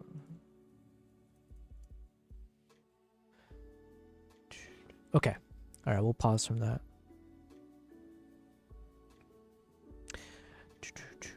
You know what? I need Nikon to come up with another product and let me in on it, so I can keep posting content that's not out in the world yet. But you know what? That is jokes aside. Obviously, I think that's one of the goals that I have, is if I can be a proper YouTuber. And that's why this video is so important for me. I needed to really test, can I make a good product review video? And it's not just doing it once. Now, obviously, the test continues. Like, can I replicate this? Is it just a one-time you did a decent job? Or is it like, can you make a whole string of product reviews consistently? You know. So if I can do that and I can prove that model out with our YouTube video, our YouTube channel, then I do hope that kind of becomes not like a self-fulfilling prophecy. That's the wrong word. Like a virtuous cycle, right? Because then hopefully if you're succeeding at that, maybe that means more opportunities of people who want you to try out their products. And then that turns into more fresh content. And yeah, it's pretty self-explanatory, but I do hope obviously that we can do that properly. Jim, you said, joined Join Discord. Love to learn about video creation. Also things ZR. A newbie and want to ramp up my skill set. Thank you very much for joining that Discord. And listen, I do put myself, I'm not a newbie anymore, but I'm still kind of like a few rungs up the ladder. But I would put myself into like the intermediate category when it comes to like, yeah. So anyways, hopefully I can share things during my streams, or if you have questions for me at any time. If I can provide any insights, obviously that's what I'm here for. But there are plenty of people in the community who are actual experts. We've had so many people in our community who, there's someone who does like, they do like high production film, and it's like insane, right? We got all kinds of people in the chat. So I'm always learning from them. So yeah. Now, I've been using DaVinci. So what you're seeing me work with is DaVinci Resolve. And I've been using this for about maybe like a year and a half. And I would say that I still kind of use DaVinci somewhat at the intermediate level. Like the people who are true pros at DaVinci, one, they know how to use Fusion, which is like the whole After Effects equivalent, but then they actually understand the colors. They're like colorists, right? Like they actually understand the technical reasons for why you want to adjust the reds versus the greens versus the blues, or how do you get the skin tone properly done, and all. Yeah, there's like so many levels to this for sure. And I've just been dabbling mostly in understanding how to create my node structure here, doing just like the typical color corrections, playing with the curves and exposures, and starting to get into like the concept of LUTs, playing with other LUTs, but then I want to create my own fairly soon. And yeah, stuff like that. We've been playing with the dehancer film software, the film emulation software. That's been really fun. So we're getting more into like the more creative side of DaVinci. But yeah, still a long ways to go. Jim, you said you're a longtime Nikon user. Nice, nice. Yeah, I think I would put myself into long time at this point, right? Because I've been shooting Nikon for at least maybe 7 years, 8 years. So this is one of the things I learned recently was shout out to Maple Glades, who is a veteran in the photo community space and on Twitch. But I think he hopped into the stream one time and he told me I could stabilize my footage within the color panel. And apparently it's supposed to be a bit more refined as opposed to editing it from the edit panel, where you go here and there's stabilization. So you can do it here, but from the color panel, apparently there's a few more options and a bit more like a granular level of fine-tuning. So yeah, that was one thing we learned recently. It does take more time for me though, because like I'm going through each one by one. But yeah. BC is at 60,000 PPs. Oh, you know what? I need to gamble as well. Let's do slots. 69. We are on day 69. I lost my 69 PPs. It's okay. Whatever.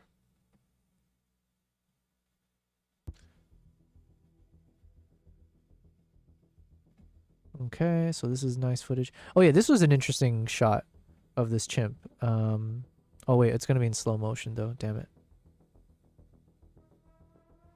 Okay, never mind. Good. Yo, DB Block, or no, D Block. Thank you very much for the follow on YouTube. I appreciate it.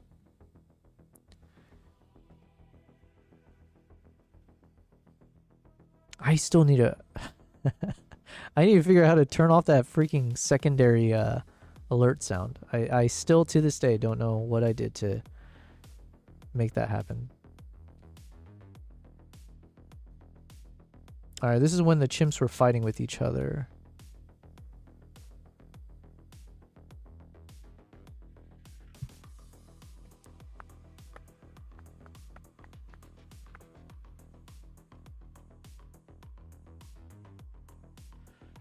But yeah, what the past few days have been really fun for me on the stream as well. One, we hit 100 followers on Twitch, so that's cool.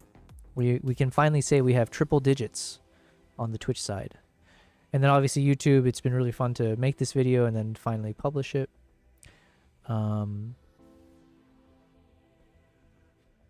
There's a few other things off stream as well that's been fun. But yeah, the work is never ending.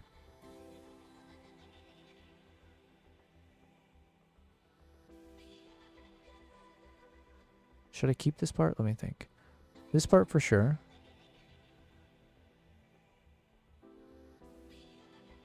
So we can probably cut out this part here.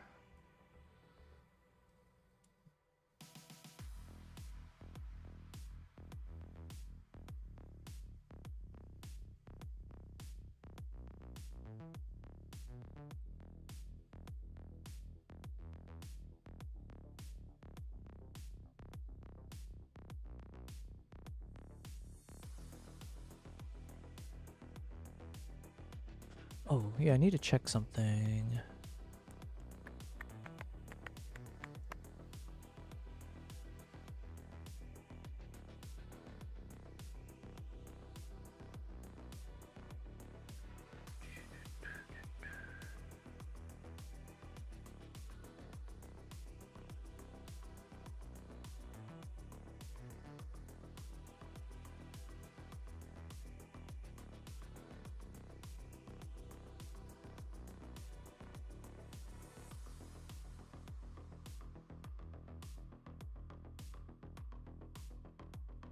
Okay, so it's a little bit jittery here, but I think it's usable, so keep it. All right, I want to bother my cat because she's sleeping inside of this cardboard box, but it's like a little bit ridiculous. She's way too big for the box. Hold on one second. Let me grab her.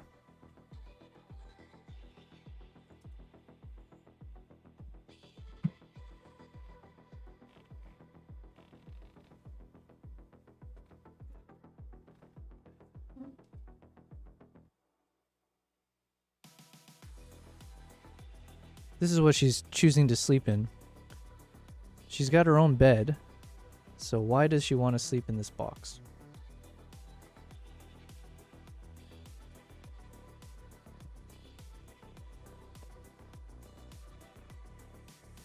Good girl. Ugh. All right, we'll put her back. Enjoy your bed.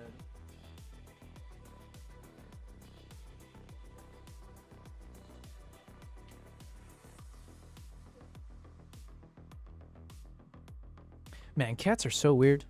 Okay, so anyways, before I took that quick random aside, I was looking at chimps' asses.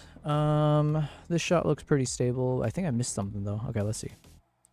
So we stabilized this one. It's a bit jittery, but I think it's usable for the most part. And also the colors are really nice here.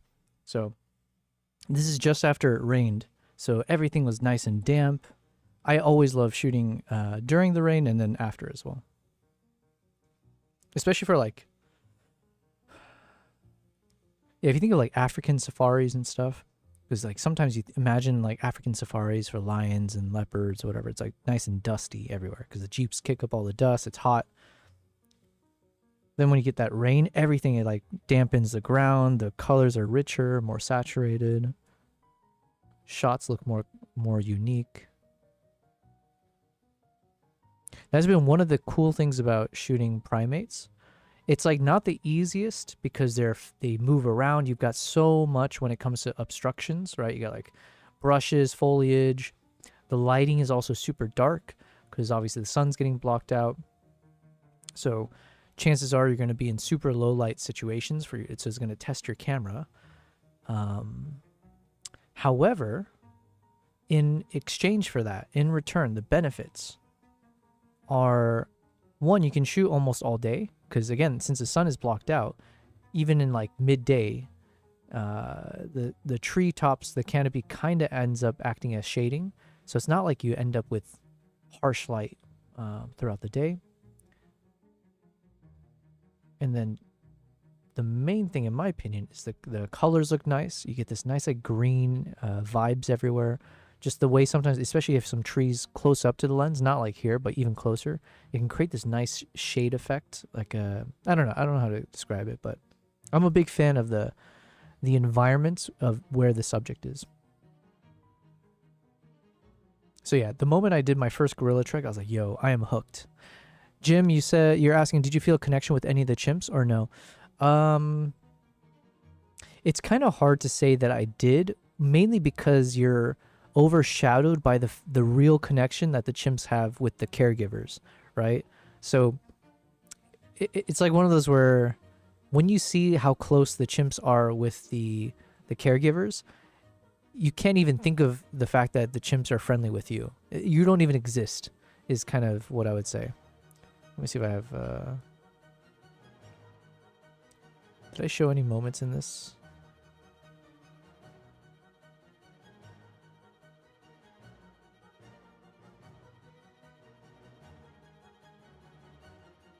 Okay, in the beginning somewhere. Yeah, so when you have like these moments where you see like the some of these chimps have been on the island for over a decade, like 15 years, 16 years. I think Dr. Rakundo, he started as like just like a vet. I think now he's like the head veterinarian. I hate that word, veterinarian. But he's been there for like 16 years at the island. And so some of these chimps, he's like literally known them for over a decade. And you see how comfortable he is and how comfortable they are with him, how much they trust him, because he's like, you know, takes care of them and all that. And not just him, obviously, the rest of them. So when you see how close they are, yeah, just like you can't even imagine that you're getting close with this chimp, just because it doesn't even feel like you're playing in the same ball game, if that makes sense. So yeah, I felt like inadequate here. I definitely felt like a fly in the wall, whereas these guys are the true, like, it's like seeing two best friends hang out with each other and you're just kind of there like, damn it, I'm just a third wheel here. But I mean, it's not to say that the chimps were aggressive towards me or anything. I think they just kind of were indifferent to my presence. One, I wasn't there long enough anyways, but just in general, it's like I was nothing to them. But yeah, at least they didn't attack me is the main thing.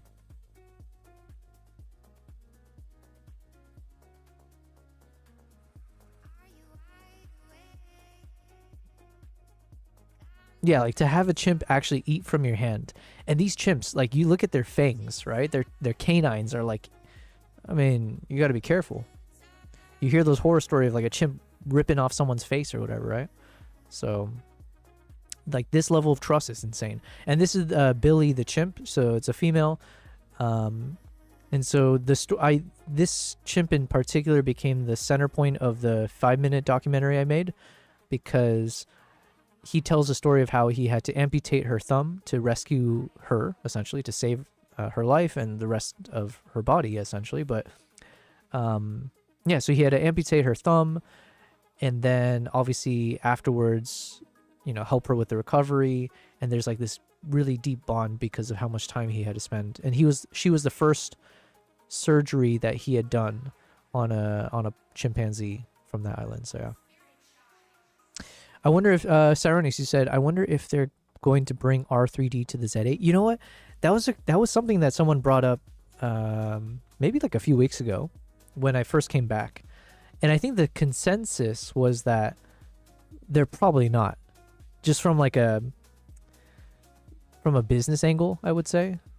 Like, let's say it is possible. Let's say it's just a firmware fix or firmware update.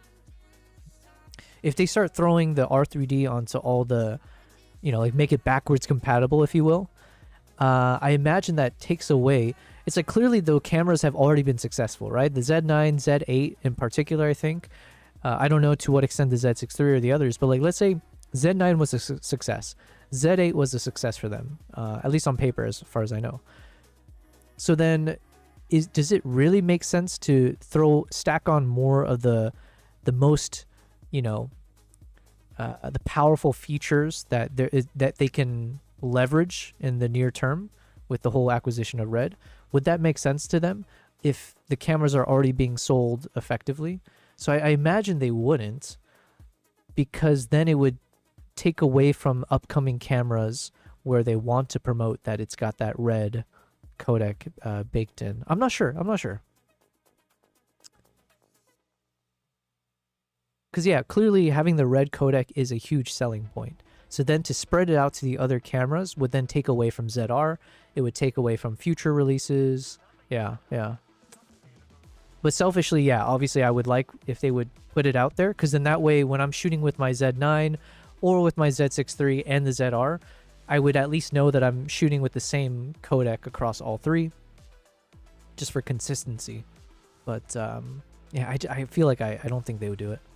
It's all about the price for the ZR. You know, that's the other crazy thing, man. I don't know how they're pricing it at $2,200, because yeah, that feels like a steal. I mean, okay, I say I don't know, but clearly I feel like it seems like a good strategy, since especially when you think about the first reviews that come out, and I'm sure more will come out once the more people have access to it.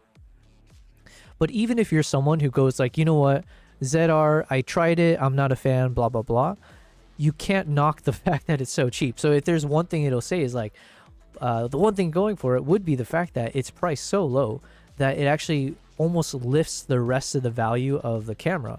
Because like if it was priced at the same price as an FX3, then I'm expecting FX3 everything. And then it's like when it doesn't have certain features, then you'd be like, oh, now I'm even more disappointed. But the fact that it's priced at where it's at, plus it has a bunch of these pro cinema features, I feel like it does feel like a nice 1-2 punch. But I wonder, Troy, you said well priced, way below what I paid for my R5. Yeah, I was shocked when, I was shocked to know that it was cheaper than the Z6 III. I don't know why. In my mind, I just assumed it would be more expensive, because it was like, okay, if you're telling me it's got the same sensor as the Z6 III, so then photo-wise, okay, let's assume, you know, not equivalent because of more from functionality without having as many buttons on it and stuff like that. But then like having the, you know, high-powered videography features, I just assumed it would at least be comparable or more expensive with the latest technology and stuff. And for them to actually have it priced lower, I was like, holy shit. So, yeah. If there's like two options, let's say option one is that, in fact, that is what the real market price or the true value should be. It's just that Sony has, you know, dominated the space with the FX3, and they've kind of set the price. And they set it there, and there's no one else to come by to like challenge the price point.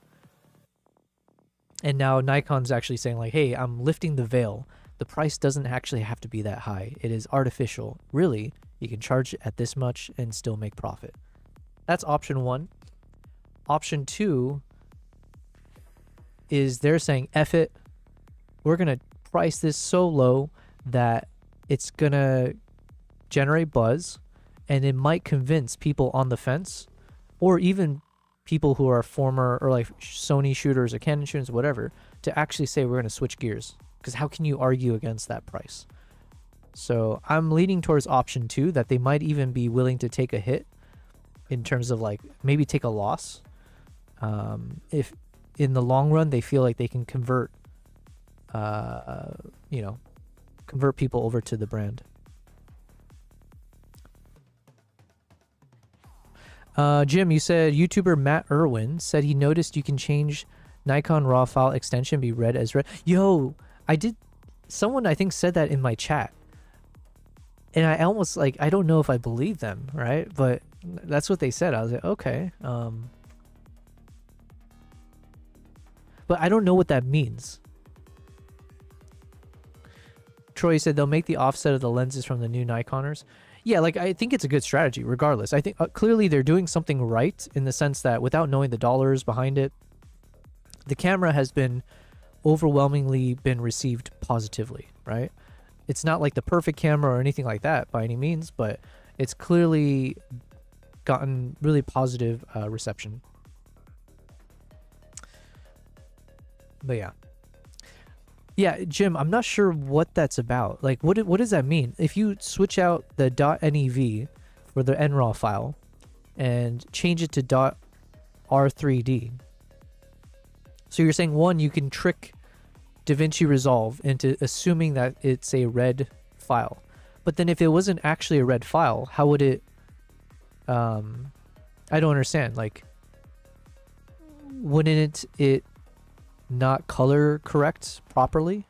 Like, wouldn't it still be an NRAW file, even if you try to? I have no idea. I have no idea what that means. But someone else had said that in the chat, I think, early, like a few days ago. Sarani said, I don't think that's the case. Here, this might be a good question for ChatGPT as well. Let's debate. Okay, Amber, I got a question. There's someone in the chat, and there's someone else who had also said this. And, you know, coming from like a large YouTuber, Matt Irwin. So this Matt Irwin had said that he noticed if you change the Nikon RAW file extension from .nev to the new R3D NE codec file name, which is .r3d, you can actually read the file as a red RAW file. That Matt Irwin was saying that Nikon Red connection has been in progress for years. You'd have to see. Sorry. So anyways, with that in mind, is there any truth to that? And what does it actually mean? If you were to change the extension file name to R3D, would it now color correct and grade like a red file?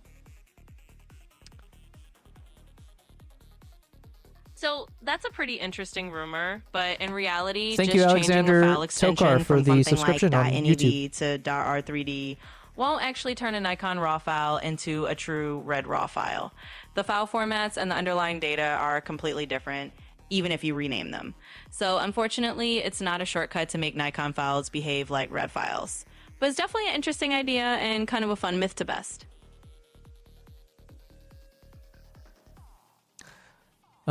It's just that, okay, so Cyronis, you're saying the extension doesn't devise the codec of the file. It's just the file type that's accepted. Jim, you said Matt Irwin. God, I hate R words like rural. Rural is probably my most hated word in the English dictionary. Matt Irwin was saying that Nikon Red connection has been in progress for years. You'd have to see Matt's video. He explained it. Gotcha. Okay. Can't wait to use my vintage lenses on this camera, says Service USA. Yeah, you know what? Oh, you would get a lot of service. There's someone in my community, L-Thing. And L-Thing collects like all the most vintage lenses. Actually, Cyronius, you do as well, right? You have some crazy vintage cameras and stuff. But yeah, I've never had the luxury of having some of those lenses and like test them out on some of these modern camera bodies. Oh, Cyronius, you said define. Gotcha. I thought maybe you meant devise. Doesn't define the code. Gotcha. I have a lot of vintage lenses, Cyronius. Yeah. It'd be fun to collect those for sure.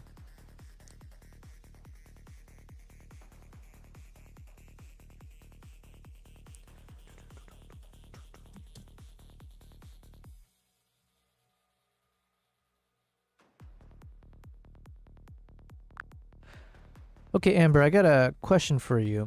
I've been speculating a bit about trying to understand how did Nikon price their upcoming ZR camera so low. I believe it's currently USD $2,200 is the price tag, which seems significantly cheaper than other pro cinema cameras out there and what the expectation of consumers were, that it would be much higher, maybe like 3,000 or higher. So how do you think Nikon is pricing it that low? Is it, do you think, a marketing strategy to just convert more people from other brands over to them at a loss? Or are these cameras supposed to be priced at that range, but you know, Sony FX3 for instance just kind of claimed the market and kept it super high and there was no one to challenge the price originally? Yeah, it's a pretty interesting move on Nikon's part. It could definitely be a bit of a strategic play. Sometimes brands price a product more aggressively to attract new users or get people to switch over from other systems. And maybe they're willing to take a bit of a hit on the margin at first. Or maybe they just found some efficiencies in manufacturing or decided they wanted to price it in a way that makes it super competitive. Either way, it's good news for consumers who want a solid camera at a lower price.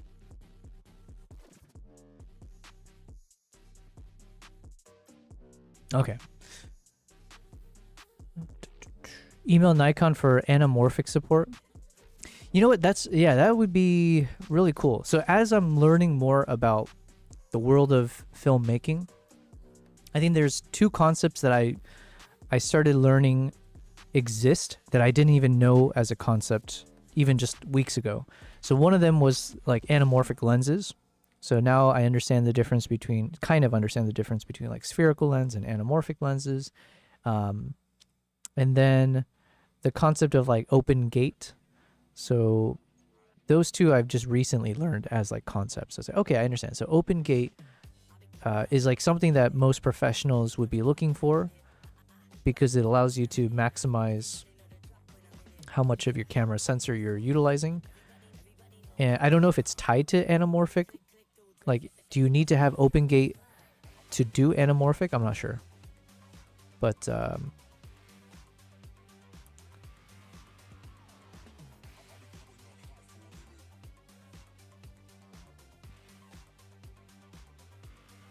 yeah, it would be fun to play with like anamorphic lenses.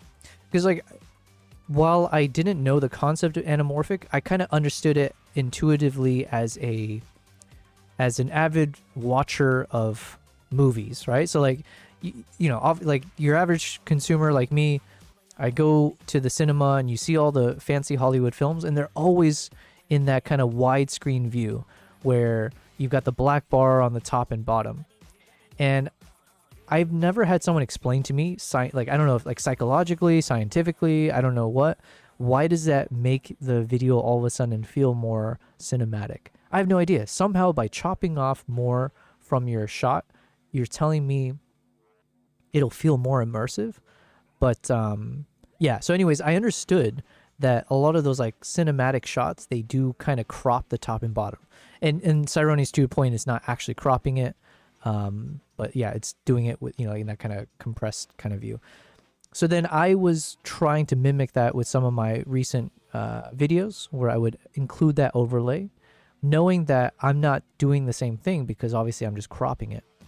So then I'm understanding, okay, what these anamorphic lenses, it's not necessarily cropping, it's just like you capture it and then it does some weird compression thing or whatever, and then you end up being able to see it in that kind of wide angle view without crops. But I still don't understand, what is it about that wider angle that is supposed to make it more pleasing to the eye or make it more cinematic? Cyrones says that open gate allows you to make the most of your sensor without cropping the footage. Yeah, so that's what I'm saying, Cyrones, is like, if a camera can do anamorphic shots, does that require open gate technology? Or are they mutually exclusive? That's, I guess, where I'm curious.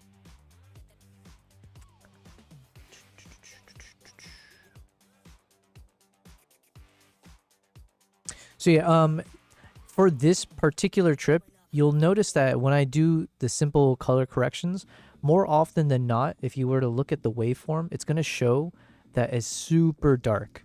And that's, again, user error. That was just me not trusting the waveform. And I was just more leaning on whatever the view assist showed me. So this is close to what I saw maybe when I was filming in the moment. Like the view assist made it look like, okay, it looks nice. It doesn't look like there's anything underexposed, but it's rich in color. This is kind of what I would want as the final product. However, when you look at the waveform, it's basically dancing towards the bottom, right? So I would see this and I would know that a professional filmmaker would look at this and be like, what are you doing?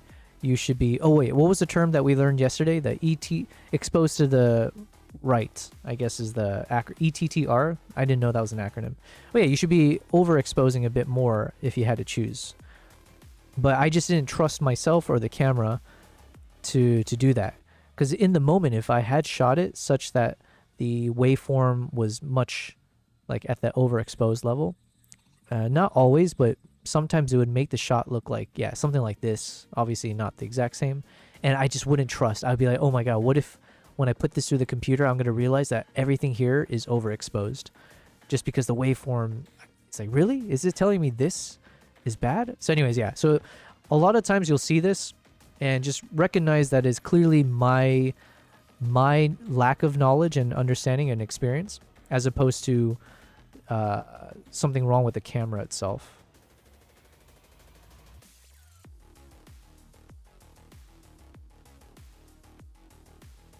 I think I stabilized this, right? Yeah.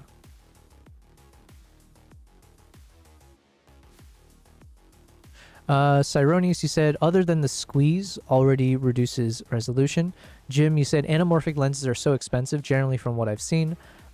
And Service USA, you said, it requires anamorphic glass and de-squeezing. Okay, that's, yeah, so you both are saying that. That term de-squeezing, I did hear that as well. It requires anamorphic glass and de-squeezing the footage.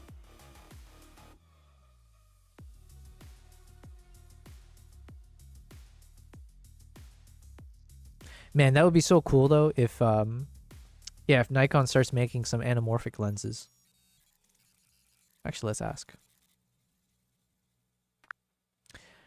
Amber, has Nikon ever made anamorphic lenses in the past? As far as I know, Nikon hasn't really been known for producing their own anamorphic lenses. Traditionally, they've stuck to more standard still photography lenses and cinema lenses that are more spherical. So if you want anamorphic glass, you usually have to go to third parties or specialty lens makers. But who knows, maybe in the future they'll dive into that. For now, though, they haven't really done that historically.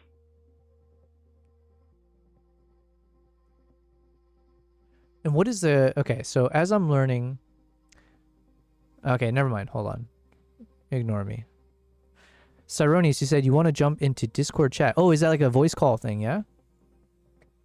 I do need to test that out. That's one of my goals for month number 3 to 4 is getting comfortable with like Discord and like figuring out how to do like this voice call stuff. Is that what you're talking about, Cyronius? You want to jump into Discord chat. So I have the Hangout chat and Hangout voice. And then I have a live stream zone. Technically, oh, you know what? I need to make live stream zone, but that's connected to like subscribers or something. I need to figure that out. So let me join the Hangout voice.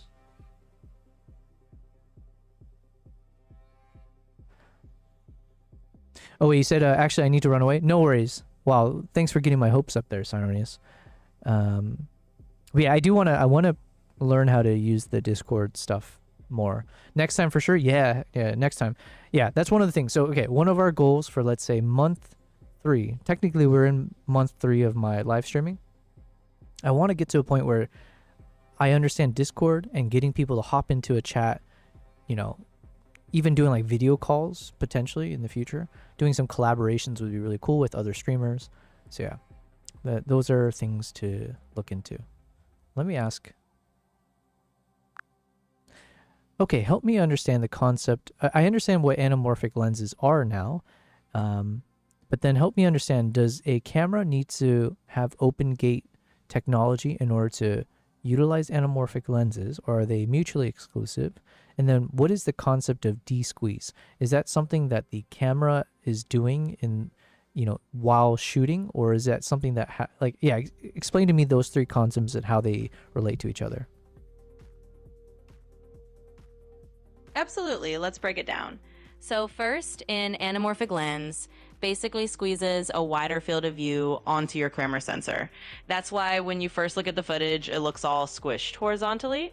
Now, the term open gate means that the camera is using the full height and width of its sensor. So it's capturing as much image data as possible, which is really useful for anamorphic lenses because it gives you more vertical resolution to work with. Now, de-squeeze is what you do in post-production or sometimes in camera to stretch that squished footage back out to its correct proportions. Some cameras will let you preview a de-squeeze image while you're shooting so you can see what it'll look like in real time. Others just record the squeeze footage and you fix it later when you're editing. Thanks, Service. So in a nutshell, open gate gives you more sensor area for the anamorphic lens to use, and de-squeezing is how you get the image looking normal again. They're related, but not exactly the same thing. Okay, so let's say if I'm shooting with an anamorphic lens and a camera that's compatible with that, you're saying that when I'm looking at let's say if I'm looking at my monitor, would it be showing in real time as I'm filming, it would show like a very wide screen visual And would it look stretched out in when I'm filming, or it looks normal? It's just it's not taking up the entire screen. Yeah, so it really depends on the camera and how it handles anamorphic lenses. Some cameras will show you the squeezed image in real time, so it will look a bit vertically stretched and not quite normal.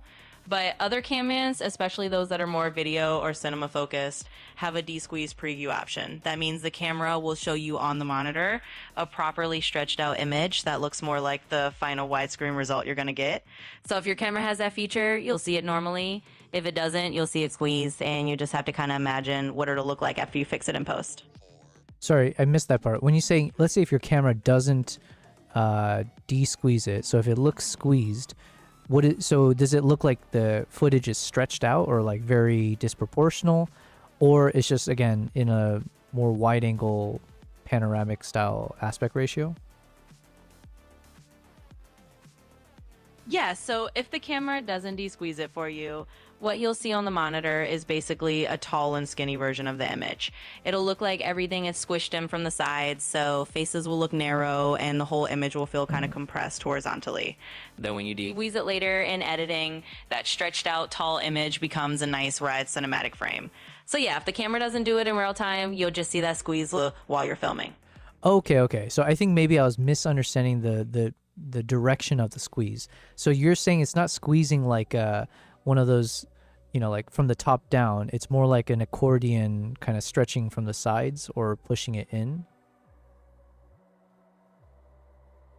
Exactly. You got it now. It's really like an accordion from the sides. The image is squeezed horizontally, so everything looks narrower left to right, not top to bottom. And then when you de-squeeze it, it expands back out horizontally, and you get that nice wide cinematic aspect ratio. So yeah, it's more of a side-to-side squeeze and not an up and down one. All right. I am such a visual learner. I'm so bad when it comes to like just rote memory, like memorizing things and stuff like that. But okay, now that I understand, it's like an accordion squeeze, because I didn't know squeeze. I thought maybe it was like compressing, like top to bottom, like a hamburger squeeze. Okay. Service, he said, only if your camera de-squeezes in real time, like Blackmagic cameras. No anamorphic support. The footage will be squishy. Okay, so it's like squish. That's what they mean by tall and skinny. So it just will. So it's like taking this lady here, but then if I squeezed it to the left to fit into a thinner thing, and it ended up compressing or like squeezing her from left to right. Gotcha. Okay. Wow, learning so much. What a day to be alive. Well, thank you very much, Service, for the education as well. Do.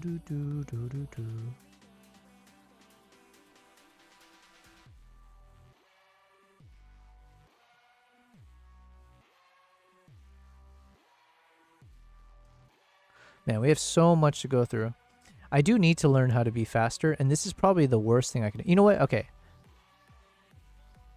Maybe, you know what? I do need... I can't be... what's the word? I'm kind of being contradictory, because here I am saying I need to be faster, but then I'm actively doing a step that could be done faster, and I'm kind of choosing not to. So what I'll do after this one here...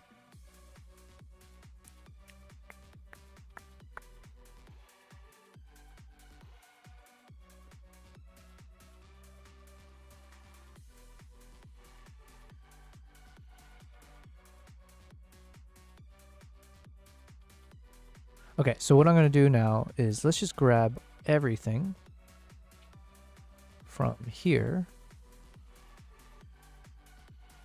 And we're just going to let it ride, okay? We're just going to hit stabilize on all of them. Hit translation, stabilize.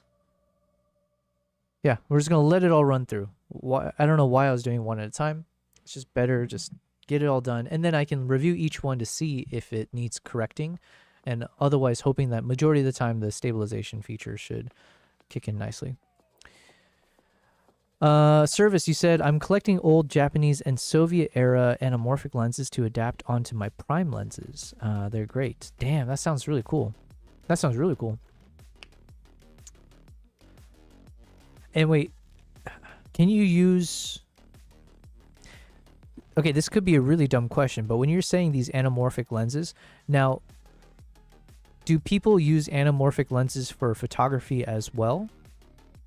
Like, I imagine the technology should be fine regardless, right? So, is like, yeah, is anamorphic mainly for film, like videography, or do people use it for like photography as well?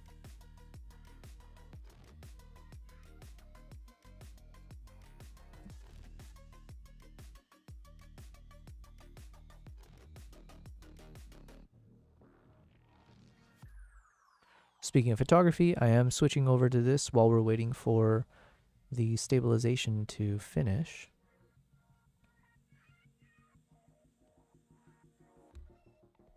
I think I'm not going to do much to the edit. I think I'm kind of happy with it as is.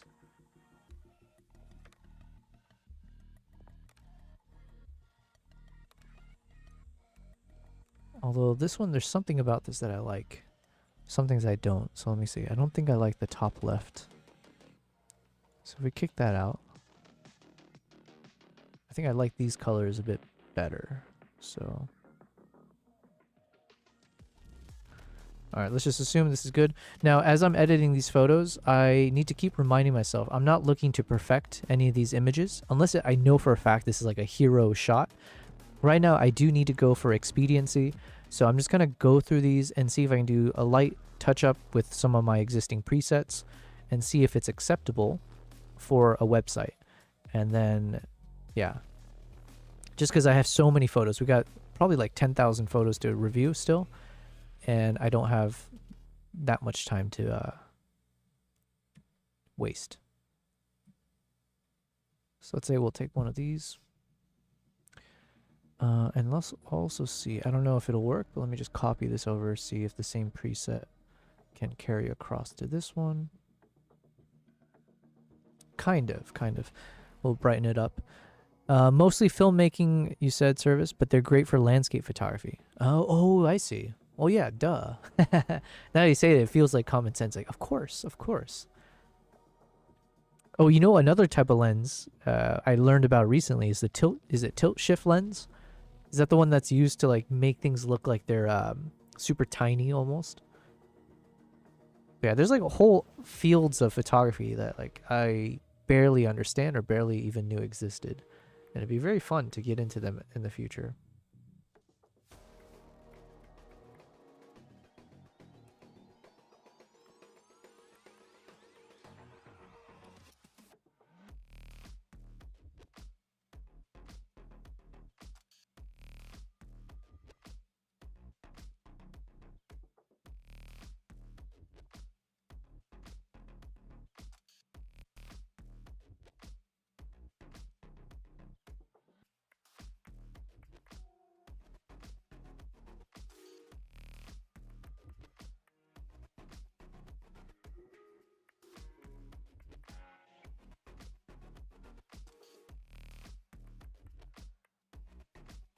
Okay, this is probably good enough.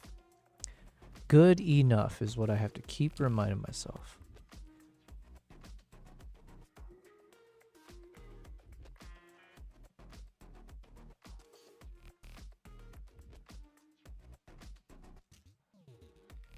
It's probably good enough, this one too as well.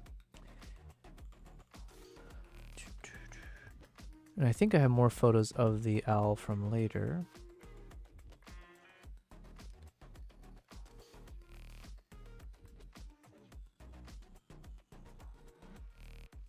The problem is these shots are they all feel a bit noisy because I don't think I was in the right positioning for this particular shot.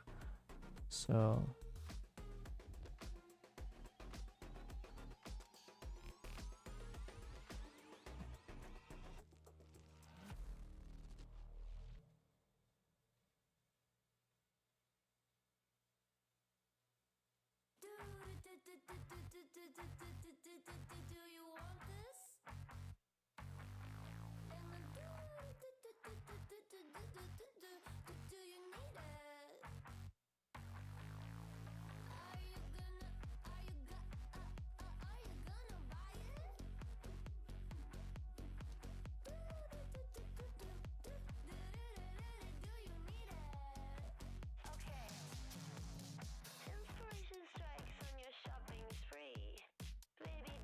Yeah, I think I had another day where Troy, you said maybe drop contrast in the background slash darken. Those are excellent points. But before I go into that again, let me just double check because I know I did one more. I spent another evening later on the trip. I just don't remember which day it was. Did I? Yeah, I did. Let's see if I can find it. Man, we have so many photos. So many to go through. A lot of foxes.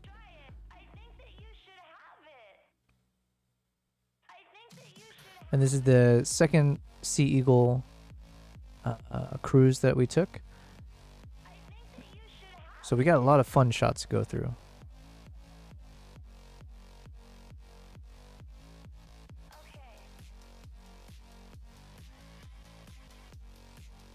Oh yeah, and for this one I was shooting with the Nikon Z8, I believe.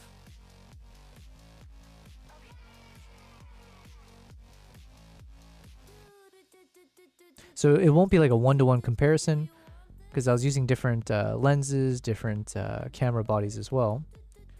But here I was using the Z8 and then some of the first Sea Eagle cruise, it was with the Z6 III. Okay, let me pause for this. I was trying to see if I can find...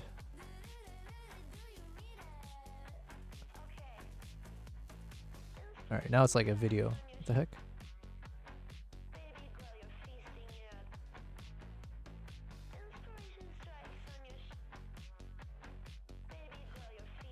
Okay, Nikon is freaking out at me.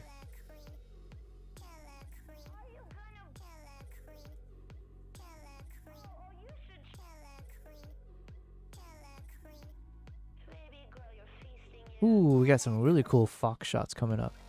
See, we have so much cool content, okay? We have cool ass content. Now, this one it didn't end up being perfect. I was trying to do one of those shots where I can get a nice reflection from the water. But obviously the puddle wasn't like the cleanest and there's a bunch of obstructions here, but I was trying. The effort is sometimes all that matters, okay? But yeah, we got some fun shots coming up. I just skipped past one, which I was like, yo, there's like a stretching shot. Where was it?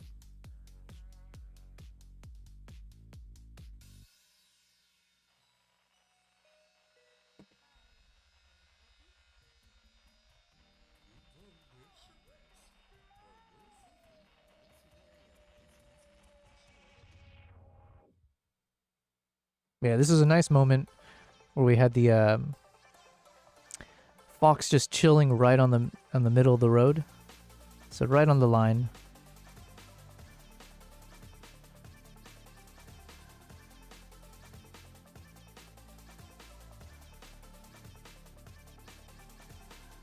Man, we got some fun shots coming up. Man, you know what? Sometimes yeah.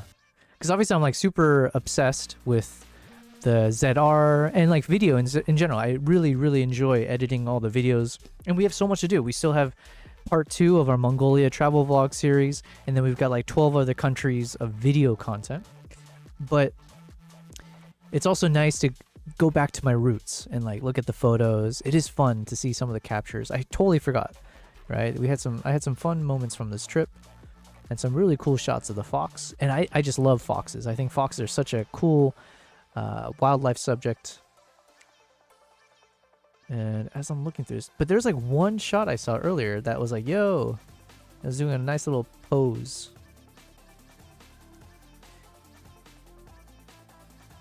I think I spent the whole day just following this fox around.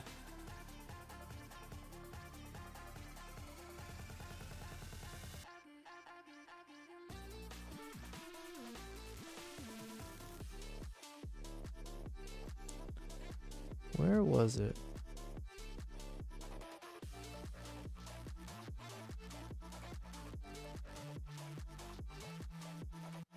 Man, I'm never gonna find it. Oh yeah, and the colors look nice here. Yeah, we got some real... Oh man, we got some fun shots. We got some fun ass shots to come up. Oh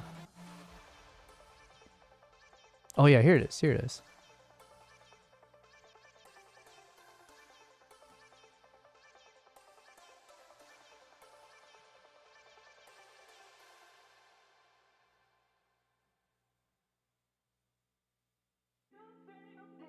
Full stretch.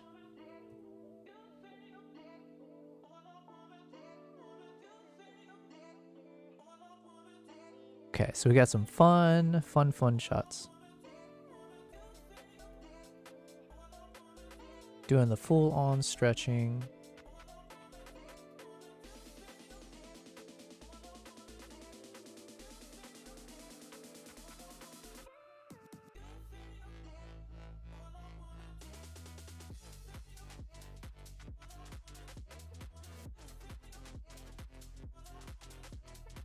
Shot with the 400 2.8 lens. And then nice little pose. Yeah, we got some like hero shots here for sure. Troy said, "Bring on the photos." I'm biased. Yeah, listen, I mean, actually, you know what? I never really thought to think about this in some time. Would I say that I prefer photo or video? I'm not sure now. I mean, I've been enjoying video more because there's so much more to learn because I'm still new at it. So like shooting video has been so exciting for me because of everything to go with, like, it's like a new territory.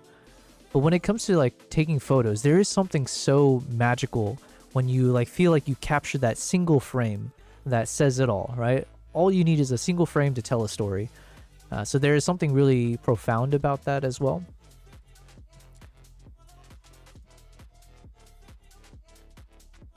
Man, we got something fun.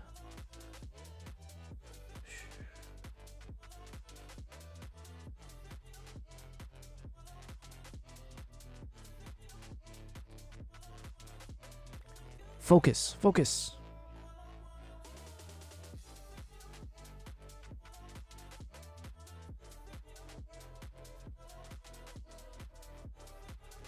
And this is where shooting with like something like a Z8, Z9, obviously with the much more higher megapixels and everything, it's like you can punch in, get some really, really sharp shots.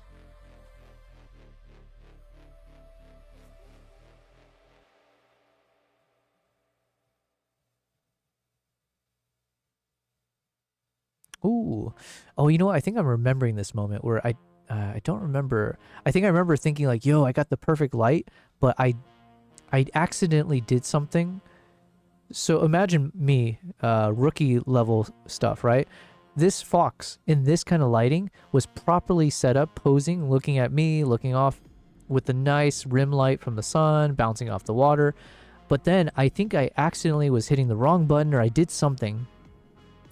I don't remember exactly what, but I just remember I did the dumbest thing and I missed the moment. By the time I corrected myself, Fox was already standing up to walk away. So I was like, God damn it. What's up, Low Bass? Hello, hello. Yo, welcome, Low Bass, to day 69. I started the stream a bit late today. I was touching grass, as they say. What better day to socialize with other people than a day like day 69 of the stream? So I started, I don't know, not too long ago. And now it is almost midnight, so I probably need to keep that in mind. But welcome, Low Bass. Very, very fun stream. And again, shout out Service USA. Thank you again for that epic super chat. Thank you to everyone who's been following me. The video, so the product review video that I released yesterday, it did really well, like to my standards, right? To, like in terms of my channel expectations. And so many positive comments, and from that one video a bunch of people subscribed to me, so that was really cool. It was really, really cool, because like I'm not lying, I'm not just being real. I assumed with any product review type video, I just imagined that that's not like interesting for people as opposed to like doing just cinematic work. So I just always had low expectation for it. So I'm really, really encouraged that people found value in it. So now I have to make sure I do all my product reviews very effectively and stuff. But yeah, anyways, that's what's been happening. So I'm riding the high of this positivity. And I did release a few other videos, one on my Instagram as a reel, and then I released the 40-second cinematic trailer on YouTube right before I started streaming. So feel free to check that out. It's only 40 seconds. Give it a like. Hopefully enjoy it. It's the cinematic portion of the product review. So I made it standalone. But yeah, welcome low base. Troy, you said yes, you got some really nice ones. Yeah, man, I can't believe I've just been sitting on all of this. I need to be working faster so I can share this with you guys. So it's exciting for you guys as well, right? Damn, man, the colors look so nice here. It could be overexposed for all I know over here, but the lighting, at least with the fox here, I think is really, really clean. So then if I do like a landscape shot, I think we can make some really fun cinematic shots out of this. Yeah, the colors just look so nice from this. Just, you know, that's the beauty of golden hour, right? You get that pretty lighting. So anyways, we're gonna have some fun going through all this. Service, you said, I use photography to help learn my best video shots like Kurosawa. Wait, Kurosawa. I know the name, I've heard the name, but I have no idea what the reference is to though. Oh, and the reason I ended up shooting like this, in my mind, I thought that this was a cool composition. So I was intentionally trying to keep a low shot, have the fox in the middle, and then I thought maybe the top third could be like the reflection of the sun, like the sunset on the water, and then the lower third was going to be the snow. So I figured it'd be like a snow, white on the bottom, middle, and then bright again. I don't actually know if the composition looks nice now that I look at it. Maybe just because of this section right here where the sunlight reflecting is a bit harsh. But in my mind, I thought this could be a nice vertical composition. We'll see. We'll see. Obviously, I'll keep playing with it.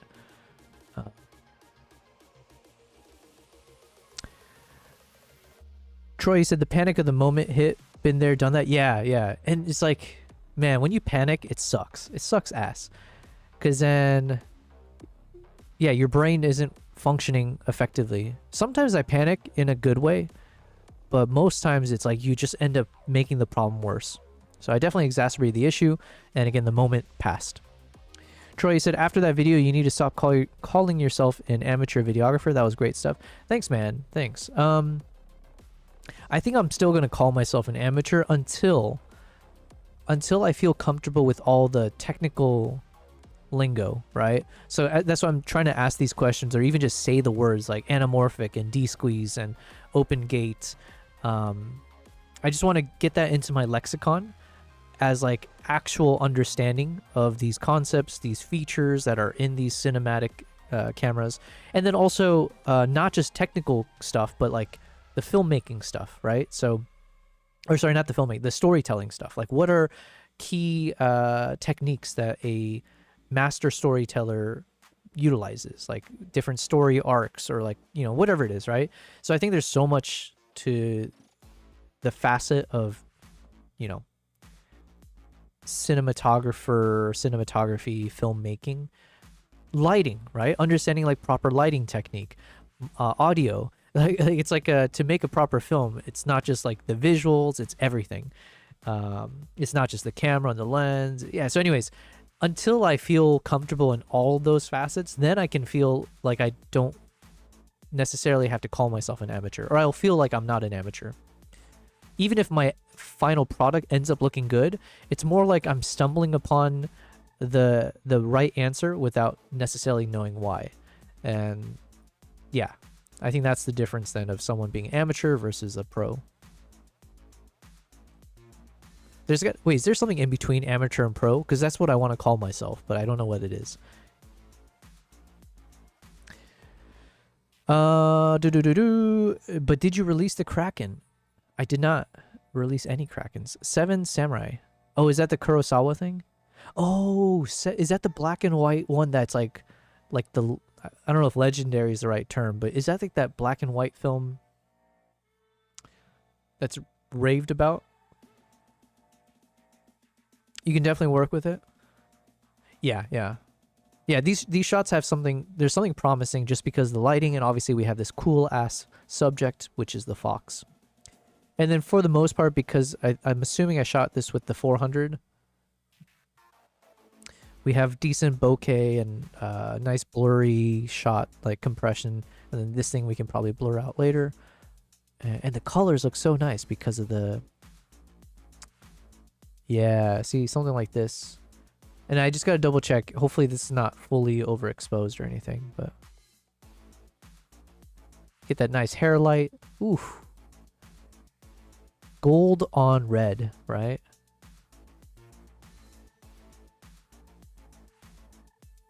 See, I this is where I need a freaking team, man. I need like a, because I have so many photos that, again, when I wasn't into video, I would have definitely been posting these consistently on Instagram and stuff like that. Now, to be fair, I guess Instagram and social media has all moved away from photos now and more towards videos anyways. But still, I have like so many cool shots that I'm just not sharing properly. So, okay, I got sucked into this. Let me just double check. Is my DaVinci still... Damn it, 52 more minutes to stabilize. Fair enough. Touche.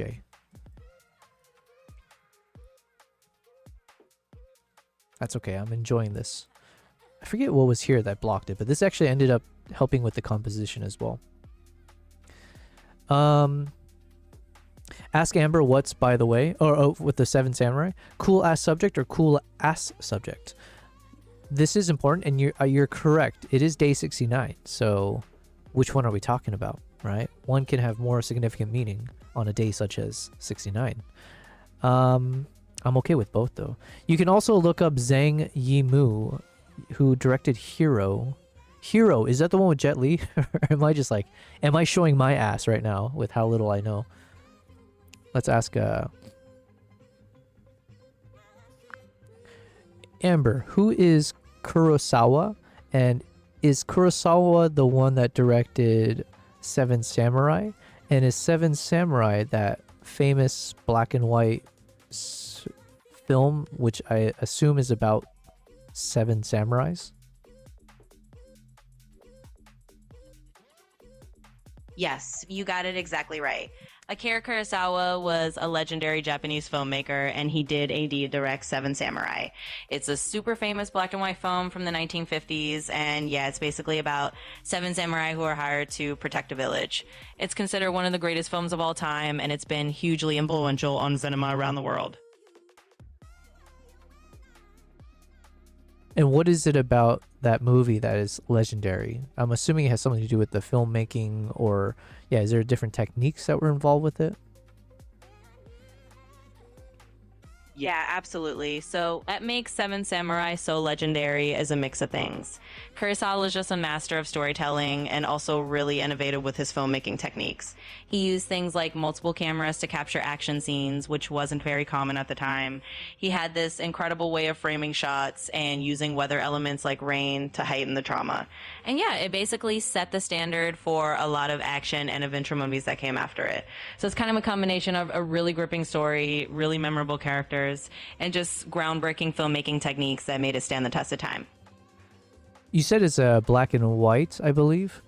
Is there is it possible, have people like colorized the film before, or once it's shot in black and white, is that like not possible if it's like old school stuff?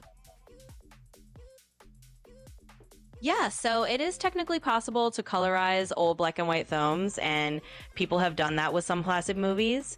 It's kind of a bit of a controversial process, though, because purists feel like it changes the director's original vision.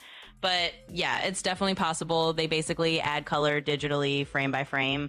But for something like 7 Samurai, most of the time people just watch it in its original black and white format because it really was intended to be seen that way, and it kind of adds to the whole atmosphere of the film.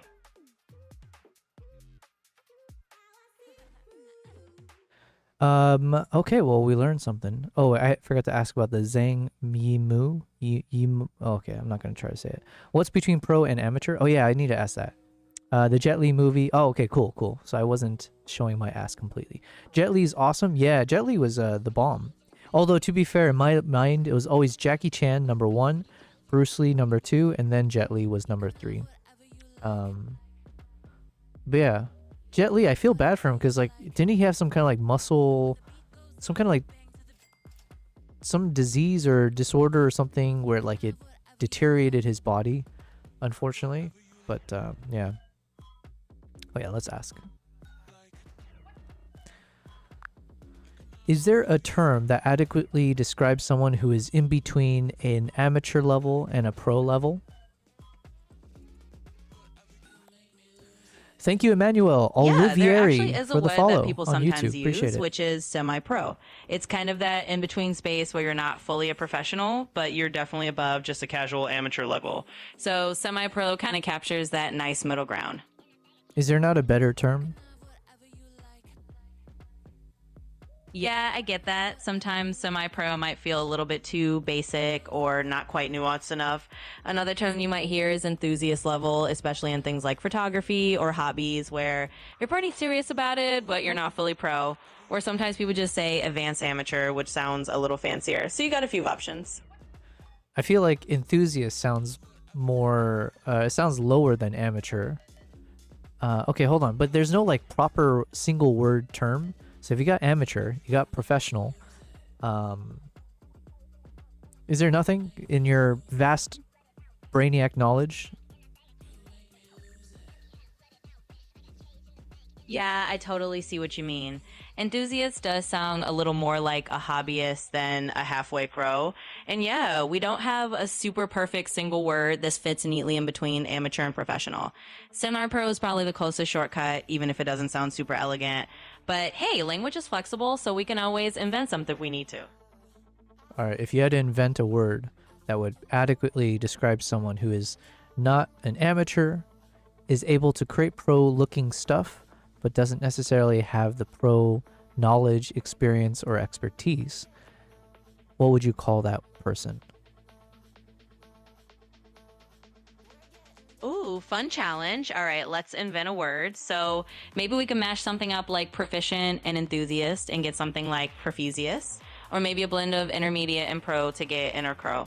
It's a bit playful, but you get the idea. Basically a word that hints at being in that middle ground, capable but not fully pro. So you can call yourself a profusiast if you want. You will never catch me calling myself that. How dare you? Can you try again? Is there something else maybe? I think you're maybe onto something, but maybe not. Fair enough, fair enough. I won't make you say profusiast. Let's give it another shot. How about something like She sucks parapro? so bad, Kind of yeah. like you're parallel to a pro, but Boo, not quite Amber. there. Or maybe mid-pro to just directly say you're in that middle Halfway zone. pro was It's your a bit other more stripper name? straightforward Nice. and maybe easier on the ears. So hopefully one of those feels a little better. Try again. Absolutely. Let's give it one more go. How about something like quasi-pro? That kind of hints that you're almost... No. You're on the wrong track here, okay? I don't want like a mix and match of different words. I just want a single word, standalone word that will describe what I said. Got it. All right. So a single standalone word with no mashups. Let's see. How about adept? It's an existing word, but it kind of nicely captures the idea of being skilled and capable. Not necessarily fully pro, but definitely beyond amateur. It's just one word and it's got a nice ring to it, so maybe adept fits the bill. I give up. Adept? I don't know. Low bass, he said, Jet Li is awesome. Fist of Legend is my go-to, said Troy. They colorized some of the older I Dream of Genies, and they made a mistake with Major Nelson's uniform. Dude, I remember I Dream of Genie. But is that how it was spelled? Why did I always think it was just Genie, like Genie in a bottle? It was actually Genie. Okay. They made it oak leaves silver instead of gold. Well, damn. That seems like a big difference. Boo Amber, yes. Halfway Pro was my other stripper name in college. Nice. For close-up filming shots, look up Passion of Joan of Arc. Okay. Close-up filming shots. Passion of Joan of Arc. I gotta say, that name is not the best, though. The Passion of Joan of Arc. I mean, you know, you should take my assessment seriously, but... Yo, thank you very much. Emex Focus for the follow. Yo, YouTube has been popping off. I think that's a good sign. Hopefully our videos are generating some buzz. But thank you very much for the follow. Okay, so this is called The Passion of Joan of Arc. Troy said she sucks so bad. That photo is top, the one with the tongue. Yeah, oh yeah. I didn't want to say anything because I didn't want to interrupt ChatGPT. But there was that one shot. This one, I think.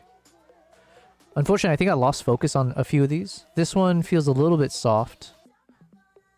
Let's see.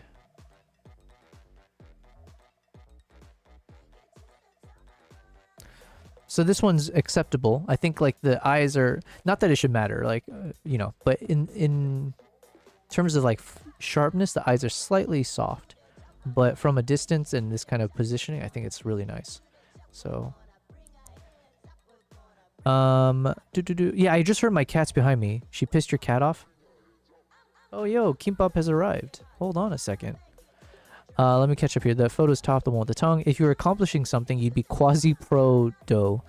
Yo, she's got to work on those names. The genie's name was Genie. I see. It was a play on words. I was too young to really understand, but I saw what was it called again? I Play with Genie? Or wait, what was the name? I Dream of Genie. And then there was like the Married with Children. I remember that was on TV a lot. Passion of Joan of Arc with the Voices of Light soundtrack. Yo, that sounds really cool. I can't listen to any music, though, without getting copyright struck. Hold on. Let's adjust our little camera now. Hey, buddy. Sorry, I didn't mean to reach over. Oh, wait. We can see both cats now. Whoa.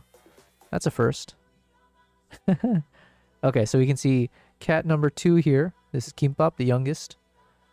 Oops. So he's the greedy mother. Or he's the boy that he eats way too much and he causes a lot of problems for me. So, and then there's Nala, the older sister, in her cardboard box on top of the bed, over on the top left. Yeah, they're the crew. So this is the streaming crew. Here, let me do my little crane thing. Let's see if I can grab his face. Sometimes I want to see if I can like extend my hand out using only the camera view to see if I can do one of those like, you know, the claw machine. Trying to see if I can position it over his head. And then let's change the view so I can kind of see Kimbap. Do you see my hand? Okay, I think I got it. 3, 2, 1, drop. Shit. Alright, missed. Let's try one more time. 3, 2, 1, drop. Damn it. I'm so bad at that. Okay, whatever. It's fine. Can't win at everything in life. The claw. The claw. Which voice was that? I don't remember what I chose. Yeah. Man, I suck at it. My hand-eye coordination is not the best. But yeah, we got some good shots, man. Oh. See, I'm only shooting myself in the foot here. I need to probably prioritize my Japan wildlife photos, because the sooner I get through all this, we do have some really pure gold here. We got some really nice hero shots that I can put on my website.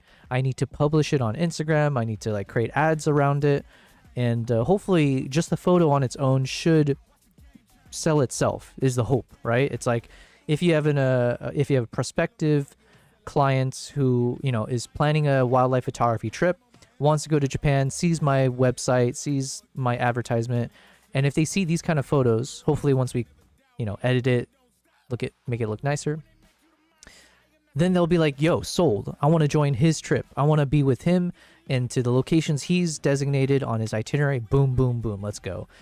So I am shooting myself in the foot by being so freaking slow at everything. It's not that I'm being slow. It's more I'm stretching myself too thin. And then I'm not getting through all the tasks quickly, and I'm being slow, so yeah. Never mind. Okay, so we do have some cool shots. Okay, I'm kind of jumping ahead though. We're not supposed to be editing these right now. Look at that smirk on this fox's face, man. Troy, you asked what camera are you using for the stream right now? This is the Z6 III. So the Z6 III is perfect for this because it's super light, but it still gives me the really nice quality that I'm looking for. And it's got that articulating screen, so as a Nikon user, now I can also technically see myself, you know, easily.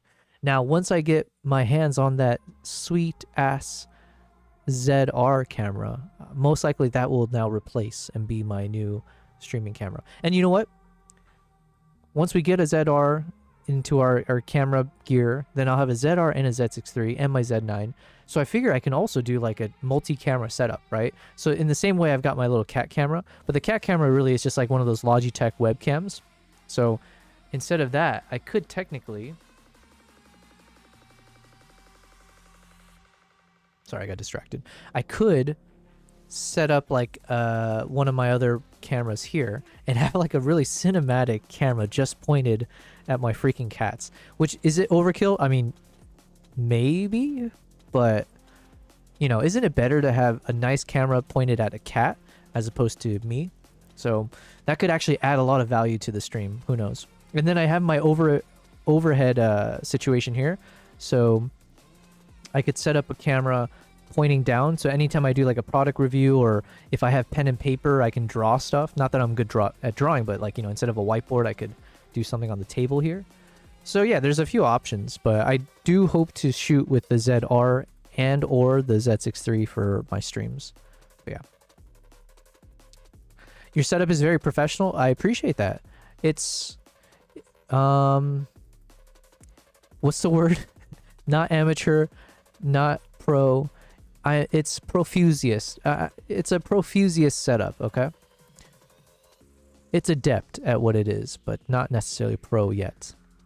I love the Z6 III, but the auto ISO keeps pissing me off. Oh, I think I have it set to ISO 800 fixed. Because obviously in my studio setup, you have all the proper lights, so no need to change it up. But are you talking about... Ooh, look at this shot. Hold on a minute. It's a bit blurry on the eye, though. But I like... Oh, wait, hold on. This framing looks really cool.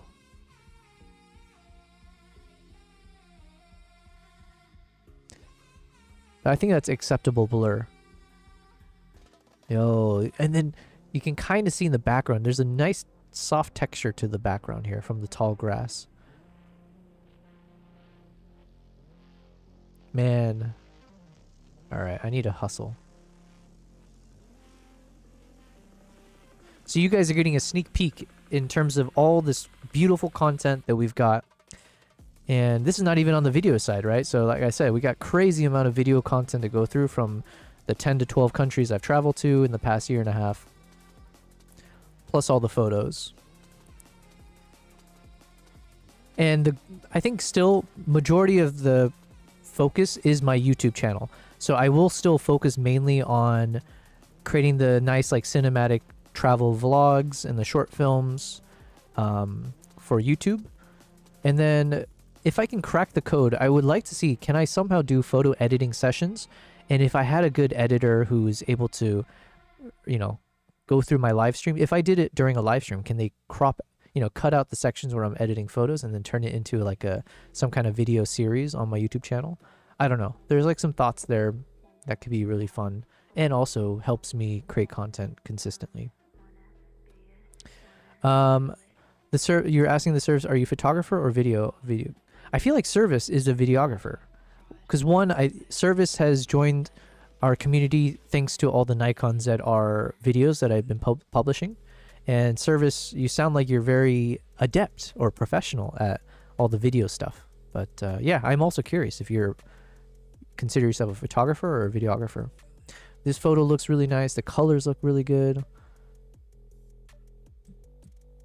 Yeah, I should be posting these on Instagram. What the heck?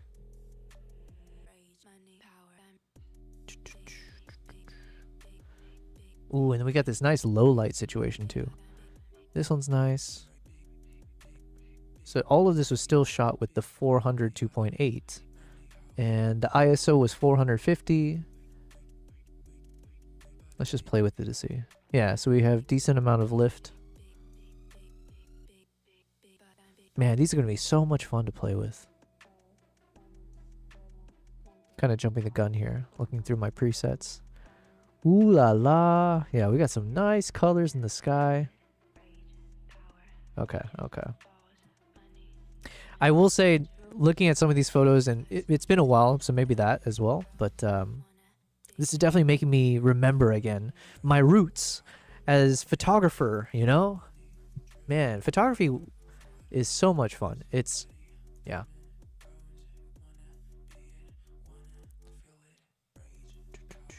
Ooh, and look at how the colors change. So now, yeah, so at this point, I think I was pointing in the opposite direction. So sun had already somewhat set. Even this is a cool shot. And then at this point, the fox was on the other side of the view. So colors look quite different, but it's more clean because now obviously we get that little bit of extra light coming in from the setting sun. But even then, I'm looking at my camera settings. This was shot at ISO 1400. Taking a shit. Caught in the act. That's what we call this one. Service, he said, I'm an amateur doing both. My documentary series will be released after I finish filming overseas. Yo, that sounds cool. What is your documentary series about? If you don't mind sharing. I don't know if it's top secret. But by the way, Service, that is kind of the world that I'm trying to build for myself. So the short 5-minute film, that was my first attempt at doing like a documentary. But if I could kind of start perfecting or getting into a certain niche, I would like to do travel documentary, like travel documentary production, let's say. So like film production from my travels. And while I think I really enjoy wildlife, I think when it comes to documentary, there's something really fascinating about following cultures as well. So even the island thing that I did, while that wasn't really following a cultural concept, it was really the rescue chimps. But then also trying to weave in the story of the people that are taking care of the chimpanzees and like mixing it together is really nice to me. So yeah, I do want to start doing like travel documentaries as like a profession almost. And the big thing though is trying to figure out like what is the avenue that others take when it comes to securing funds, right? Because like to do a documentary series is not cheap. So to do it properly, like professionally, that's like, I imagine people have to like submit applications and try to, you know, get grants awarded to them or like some kind of like funding to then build a crew or just to afford like, you know, putting the trip, like the film together. And even that short film that I made, I do also need, I keep saying I'm going to do it. I haven't had time to. I need to figure out how to submit it to like film festivals and stuff. Because I feel like, you know what? Why not? Why not put yourself out there, see if it works? And okay, separately, just looking at these photos, I'm super excited, man. Every time I think, oh, these must be the final shots that I took because the sun was set, so there shouldn't be any more good shots. I'm like, yo, hold on a second. We have a whole set of additional shots. Sun has set, but the lighting still looks fantastic. We're getting like nice framing. Let's see here. These are all with the 400 2.8. Yeah, look at this. Yo. And I've said this before, but my style of color grading has started leaning more towards very dark and moody as opposed to bright, punchy. So this is very much within my wheelhouse of like what I've been enjoying in terms of like how I want to edit my photos to be like this super dark look and feel. So these will be really, really fun to play with.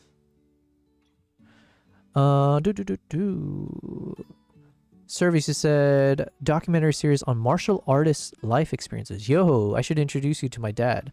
He's like 80 years old now, but my dad was a martial arts instructor his entire like adult life. And he's also a former Olympic wrestler for Korea way back in the day. So my dad, like his whole life was just focused on wrestling and martial arts. So he started his own studio in the States, but yeah, he does like Taekwondo, Aikido, Kuksurwon, which is like the Korean thing. I don't know, he does all this stuff, but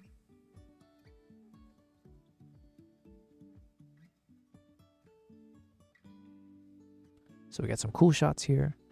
Look up martial enlightenment. Oh wait, hold on, I missed something, didn't I? I definitely watched that. Yeah.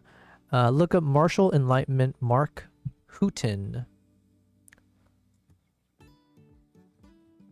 Okay, that's the last shot. Yeah, we got some. Yeah, look, this was ISO 25,600. I think this was after I processed it with a bit of denoise. So let me see. So the original shot, for instance.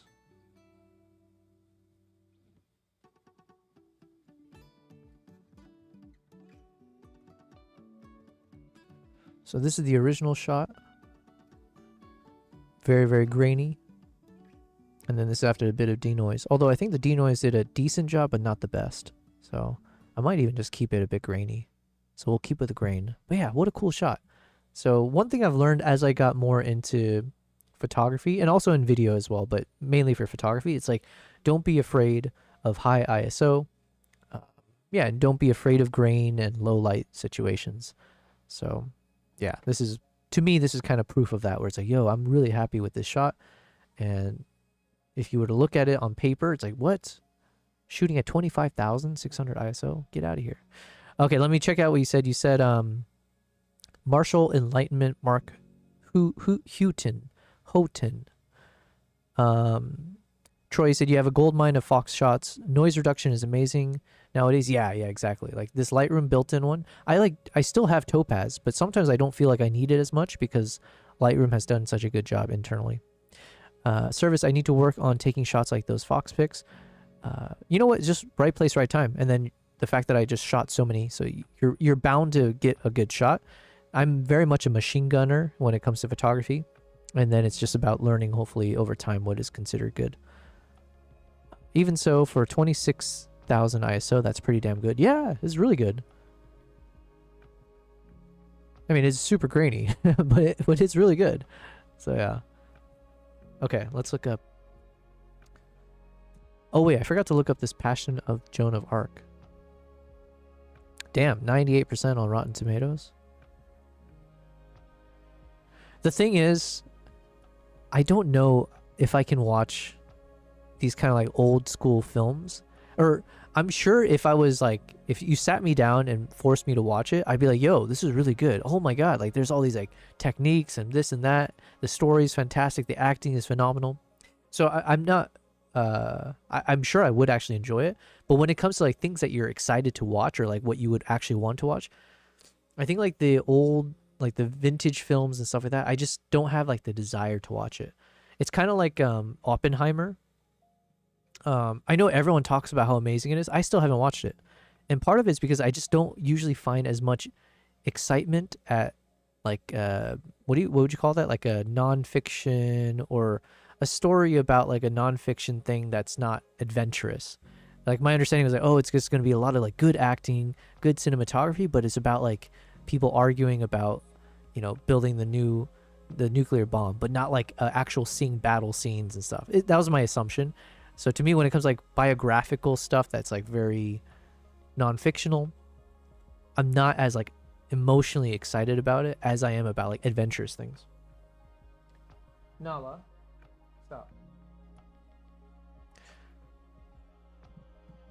But hold on. Okay, I'm getting distracted here. The less Photoshop I need to use, the better. Yeah, I barely use Photoshop. I'm very much, Lightroom does everything you need for the most part. But yeah, this looks good. I mean, clearly it's got really good reviews. In this silent film, Joan of Arc braves the threat of torture to stand fast for her beliefs. Well, good luck to you. Sorry, I'm laughing. I shouldn't, because obviously I know she died. But was it Marshall Enlighten? Hold on. Did I get it right? Marshall Enlightenment. Did I spell it right? No, I missed an H somewhere. Marshall Enlightenment. Mark Houghton. Legend Mark Houghton. Kung Fu of Hong Kong? Interesting. Okay, I'm always afraid to play videos. Can we look up the IMDb? Oh, he did Drunken Master? He did Drunken Master 2. Okay. Who did number 1? I don't know if I watched Drunken Master 2.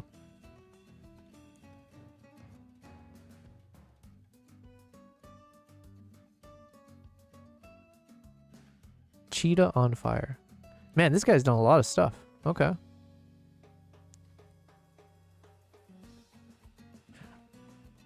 Oh, okay, okay. All right, well, maybe if I remember, I'm gonna, or if you send it to me in Discord, so then it doesn't disappear, maybe I can click on it later. Okay, the other thing is, still, what? An hour left on this? You gotta be kidding me. Also, I'm looking at the time, it is past midnight for me. So part of me is thinking this is probably a good time for me to like start to put things to a close. I'm not sure. I probably should, right? Because I need to like check out the videos that I've posted and make sure I respond to comments. Make sure to properly promote it, you know, send it to people if I need to. I don't know. I get so tired of doing that though. I really do. You know what? I cannot wait to the day that we are a successful YouTuber. I want to get to that point where you can just post whatever. You can post like garbage, no editing, and just publish it. You don't need to promote it. You don't need to do any hashtags or keywords. People will just watch it regardless. Man, what a world that would be. Oh yeah, look how close the fox gets. So I believe the foxes in this particular area that I was in, they've grown accustomed to human presence. There might have been like humans, especially like tourists and stuff, but I'm sure like they would like feed the foxes is my assumption. Because like there's no other way that you get these foxes this comfortable. And like you almost see it, like it almost looks like the fox is waiting to see, hey, is this person gonna feed me? Yeah, it's really cool.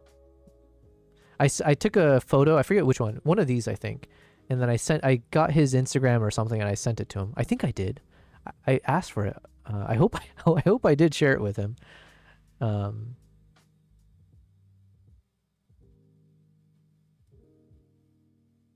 Yeah, these would be some nice landscape kind of shots for the website. All right, I was meaning to look up something else. Sorry. Oh yeah, I was looking for the owl shots from one of the other days. Oh, and then I got some cool video, I think, of this. And the photo looks not half bad either. You and me both, says Troy. Social media sucks, man. The management aspect, yeah. Low Base is doing it the right way. Or Low Base guy, I know last time he was talking about how he's trying to train his ChatGPT and his AI stuff to like create his videos for him, like automate it so like it creates all the captions and publishes for him every day or something like that. Yeah, if you can automate that, if I can send all of my footages to AI and ask AI to like create that into content, hells yeah. I have listen, I am sitting on a gold mine. I'm not joking when I say that. 100 plus terabytes of 4K, you know, raw N-Log type, you know, color, like nice cinematic shots, mainly of wildlife, which is very, very interesting subjects, right? From all over the world. And we have all these photos and it is almost a shame that it's with me and not with someone or something that knows how to process it faster to share it with the rest of the world. So otherwise, it just sits here, it's parked here, never seeing the light of day. What a shame. So if I can feed this to AI, that would be great. But like I said, I'm also, in terms of real stuff, not joking stuff, I am serious about trying to find an editor who can help me. Unfortunately, like I said, while the video, I did finally publish it, the one that's out there, and that was done with the support of an editor that I found online. And the editor did do good work, all said and done. That experience led to more headaches and reworks and lost time than I think is appropriate.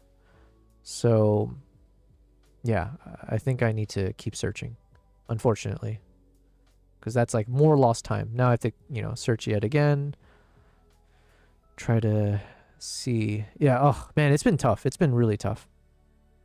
But I know it's necessary. Like I cannot do this on my own. I do need to outsource a lot of the content creation, especially like the reviews, talking head videos, stuff like that. Things that are, you know, hopefully can be repetitive or repeatable process that you can give to someone in a formulaic way. And so then it simplifies their work over the long run, but also allows you to push things out consistently without having to do too much micromanaging. So I'm just looking at these photos to see if I captured some nice moments here.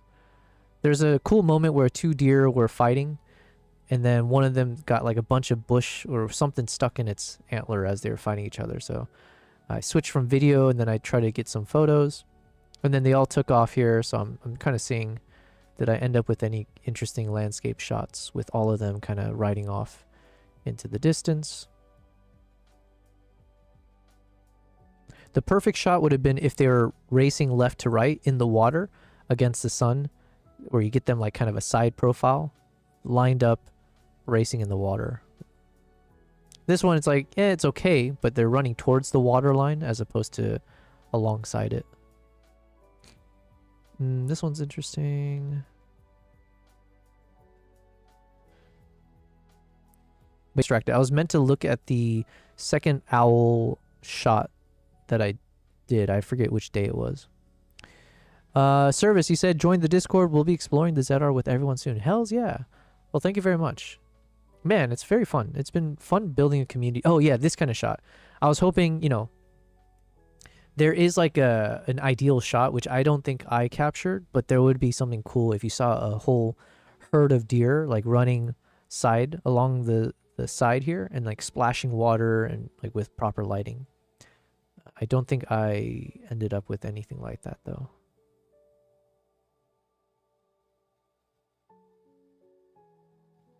Yeah, I don't think I got anything good.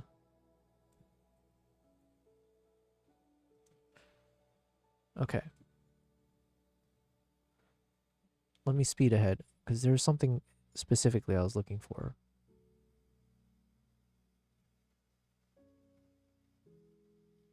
Oh, yeah. These kind of shots, right? Again, I don't think I ended up with the nice ones, but if you could have like a bunch of them racing here with like this kind of low light or like backlit scenarios, that would have been super cool. And especially ones with antlers, so that would have been even better. But that's one of the beauties. That's the thing that's exciting about wildlife photography and videography. You know, you get what you get. So there's a phrase that I started telling this to my clients on my kind of like group tour trips, which is expect anything, enjoy everything. And I feel like that should be the mantra for anyone who wants to get into like wildlife photography, because too often, and like, you know, I learn from my mistakes and I see it, you know, everyone goes through this phase. When you get super into like wildlife photography, you'll oftentimes set such high expectations. You see other people with their beautiful shots and you're like, oh, I want that shot too. And then you go on your first safari, you go somewhere, and you realize fairly quickly that it is not easy whatsoever. It is not a zoo. You'll be lucky. Maybe you don't even see the animal, right? You could have a trip and you never even see the animal you wanted to see. It's just chose to be lazy or chose not to be there when you're there. There's like so many things that can go sideways. So learning to manage expectations is so important so that you end up not being the person on a trip that's negative and brings the mood down for everyone else because you had such high expectations. So I always say, expect anything, enjoy everything. No matter what, you just got to feel like you're just lucky to be there, right? You're lucky to have had the experience to explore the world, find other things that you can find value in and all that fun stuff. Troy, you said every shot leads you to the next masterpiece. Yes, and you'll bank that idea for next time. Yeah, exactly. Then it's like, oh yeah, I didn't think about this, and you'll try it again and again. But yeah, every time I'm shooting, I'm hoping that it takes me one step closer. This was one of the coolest moments because there's near the car park, there was this little, so literally the parking lot's right there. And there's a little, I don't even know what you call this, but it's part of it's like a hilltop, right? Next to the parking lot. So as I climbed up there to just get the view of the sunset, this freaking fox was just chilling there. So I got pretty close to this fox, right? Let's see. Now, I don't know if the photos ended up turning out good because I was shooting with like a 20mm lens just to get the super close-up wide angle. But I was so nervous because I didn't want to disturb the fox. Clearly I was though, but like I didn't want to, yeah, so I was just trying to see, can I quickly take some shots without doing anything? But yeah, the fox was just chilling there. We chilled together for quite some time. And again, since I was shooting against the sun here, I just assumed that the lighting was not going to be the best. And there's all these like annoying brushes, so I wasn't getting like proper clean shots of the face at times. And anyways, but it was kind of cool. It was, again, this is where I'm saying, like, you know, expect anything, enjoy everything. In this moment, while it'd be nice if I get the coolest looking shot when you're this close to a fox and you're both like just enjoying watching the sunset, there's something kind of poetic about that. But regardless of getting the shot or not, it was just such a cool moment that is like definitely in one of my top, you know, wildlife encounter memories, experiences, right? Just to, you know, tell people, yeah, I actually chilled and watched the sunset with the fox one time. And it's like, no, I'm not lying.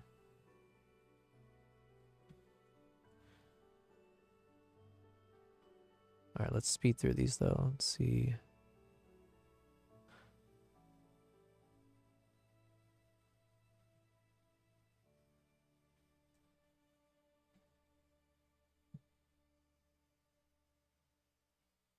Yeah, I was trying different angles too. Yeah, I spent a decent amount of time there. But again, because all the big, the grass, there was no like clean shot of the fox. Not to say that's like needed to have a good shot, because in some ways this can add to the shot, right? So, you know, it clearly makes it so it feels like you're sneaking in on the fox, but you're not in the fox's space. Like you're an observer from a distance almost, because there's so much obstruction in the way.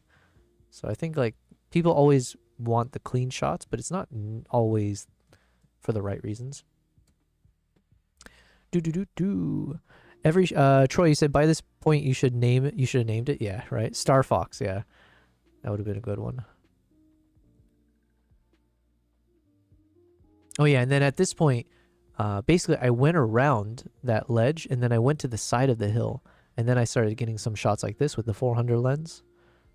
It was just like nice lighting, but not enough time, I don't think, to get the proper shot. And again, there's a bit of foliage, let's say, but it just, the light looked super nice here. It was super clean, this kind of pinkish light coming through.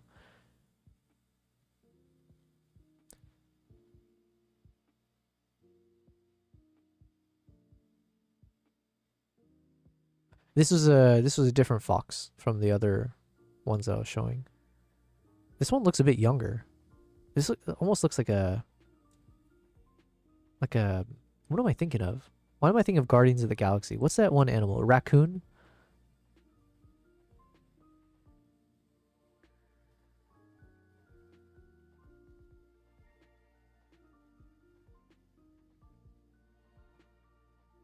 Yeah, what a trip. Okay, sorry. I was meaning to... Yeah, and here it just looks like a big fur ball. Oh, you can't really make out what that is. But yeah, so we were like at this kind of ledge, and the fox was literally just chilling at the edge of this little ledge here. From my perspective, just wanting to enjoy the beautiful sunset.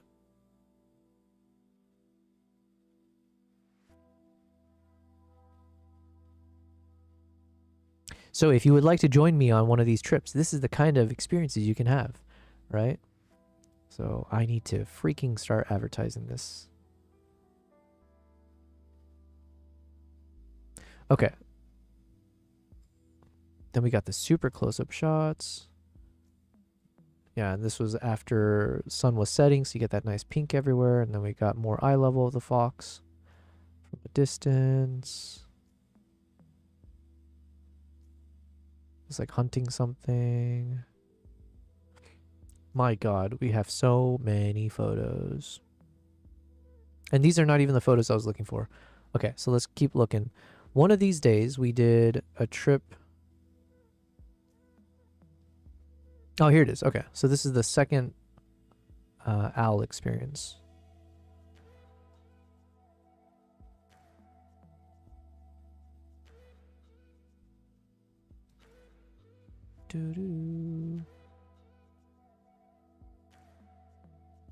Again, though, I don't know if I ended up getting any good shots because we didn't. Basically, I think we only had like 2 sightings of the owl. If I'd gone earlier in the season, then chances were higher of like multiple sightings. But here, I think we only got the one sighting each time. So, you know. And it's like we almost missed it because you're like sleeping, because it can show up at like 2 a.m. or whatever. And I think I remember falling asleep, and I think I woke up just in time for this. And I woke up the other guy I was with, like, yo, wake up, wake up.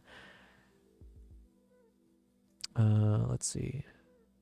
Okay, at least we got one looking at us. That's good to know.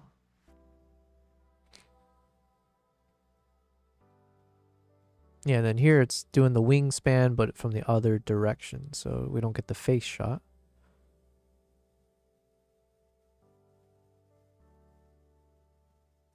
Yeah, so not the best photos.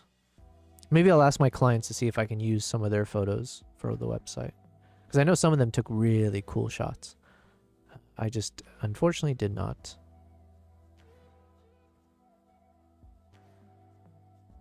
Okay. I think I need to call it quits. It is 12:30 a.m. Fun stream though. And yeah, I need to catch up. So what I'm going to do is I'm going to go check out the videos that I published. I think there's a few more comments I need to respond to. If you haven't watched any of those videos, please feel free to check them out. Give it a watch. I have, what were the three? I have my 12-minute video. Everything is on my YouTube channel. So let me just go ahead and plug my YouTube page and also my Instagram. So the two links that you're going to see here, one it goes to my YouTube channel, the other goes to my latest Instagram reel that I just published. Feel free to check them out.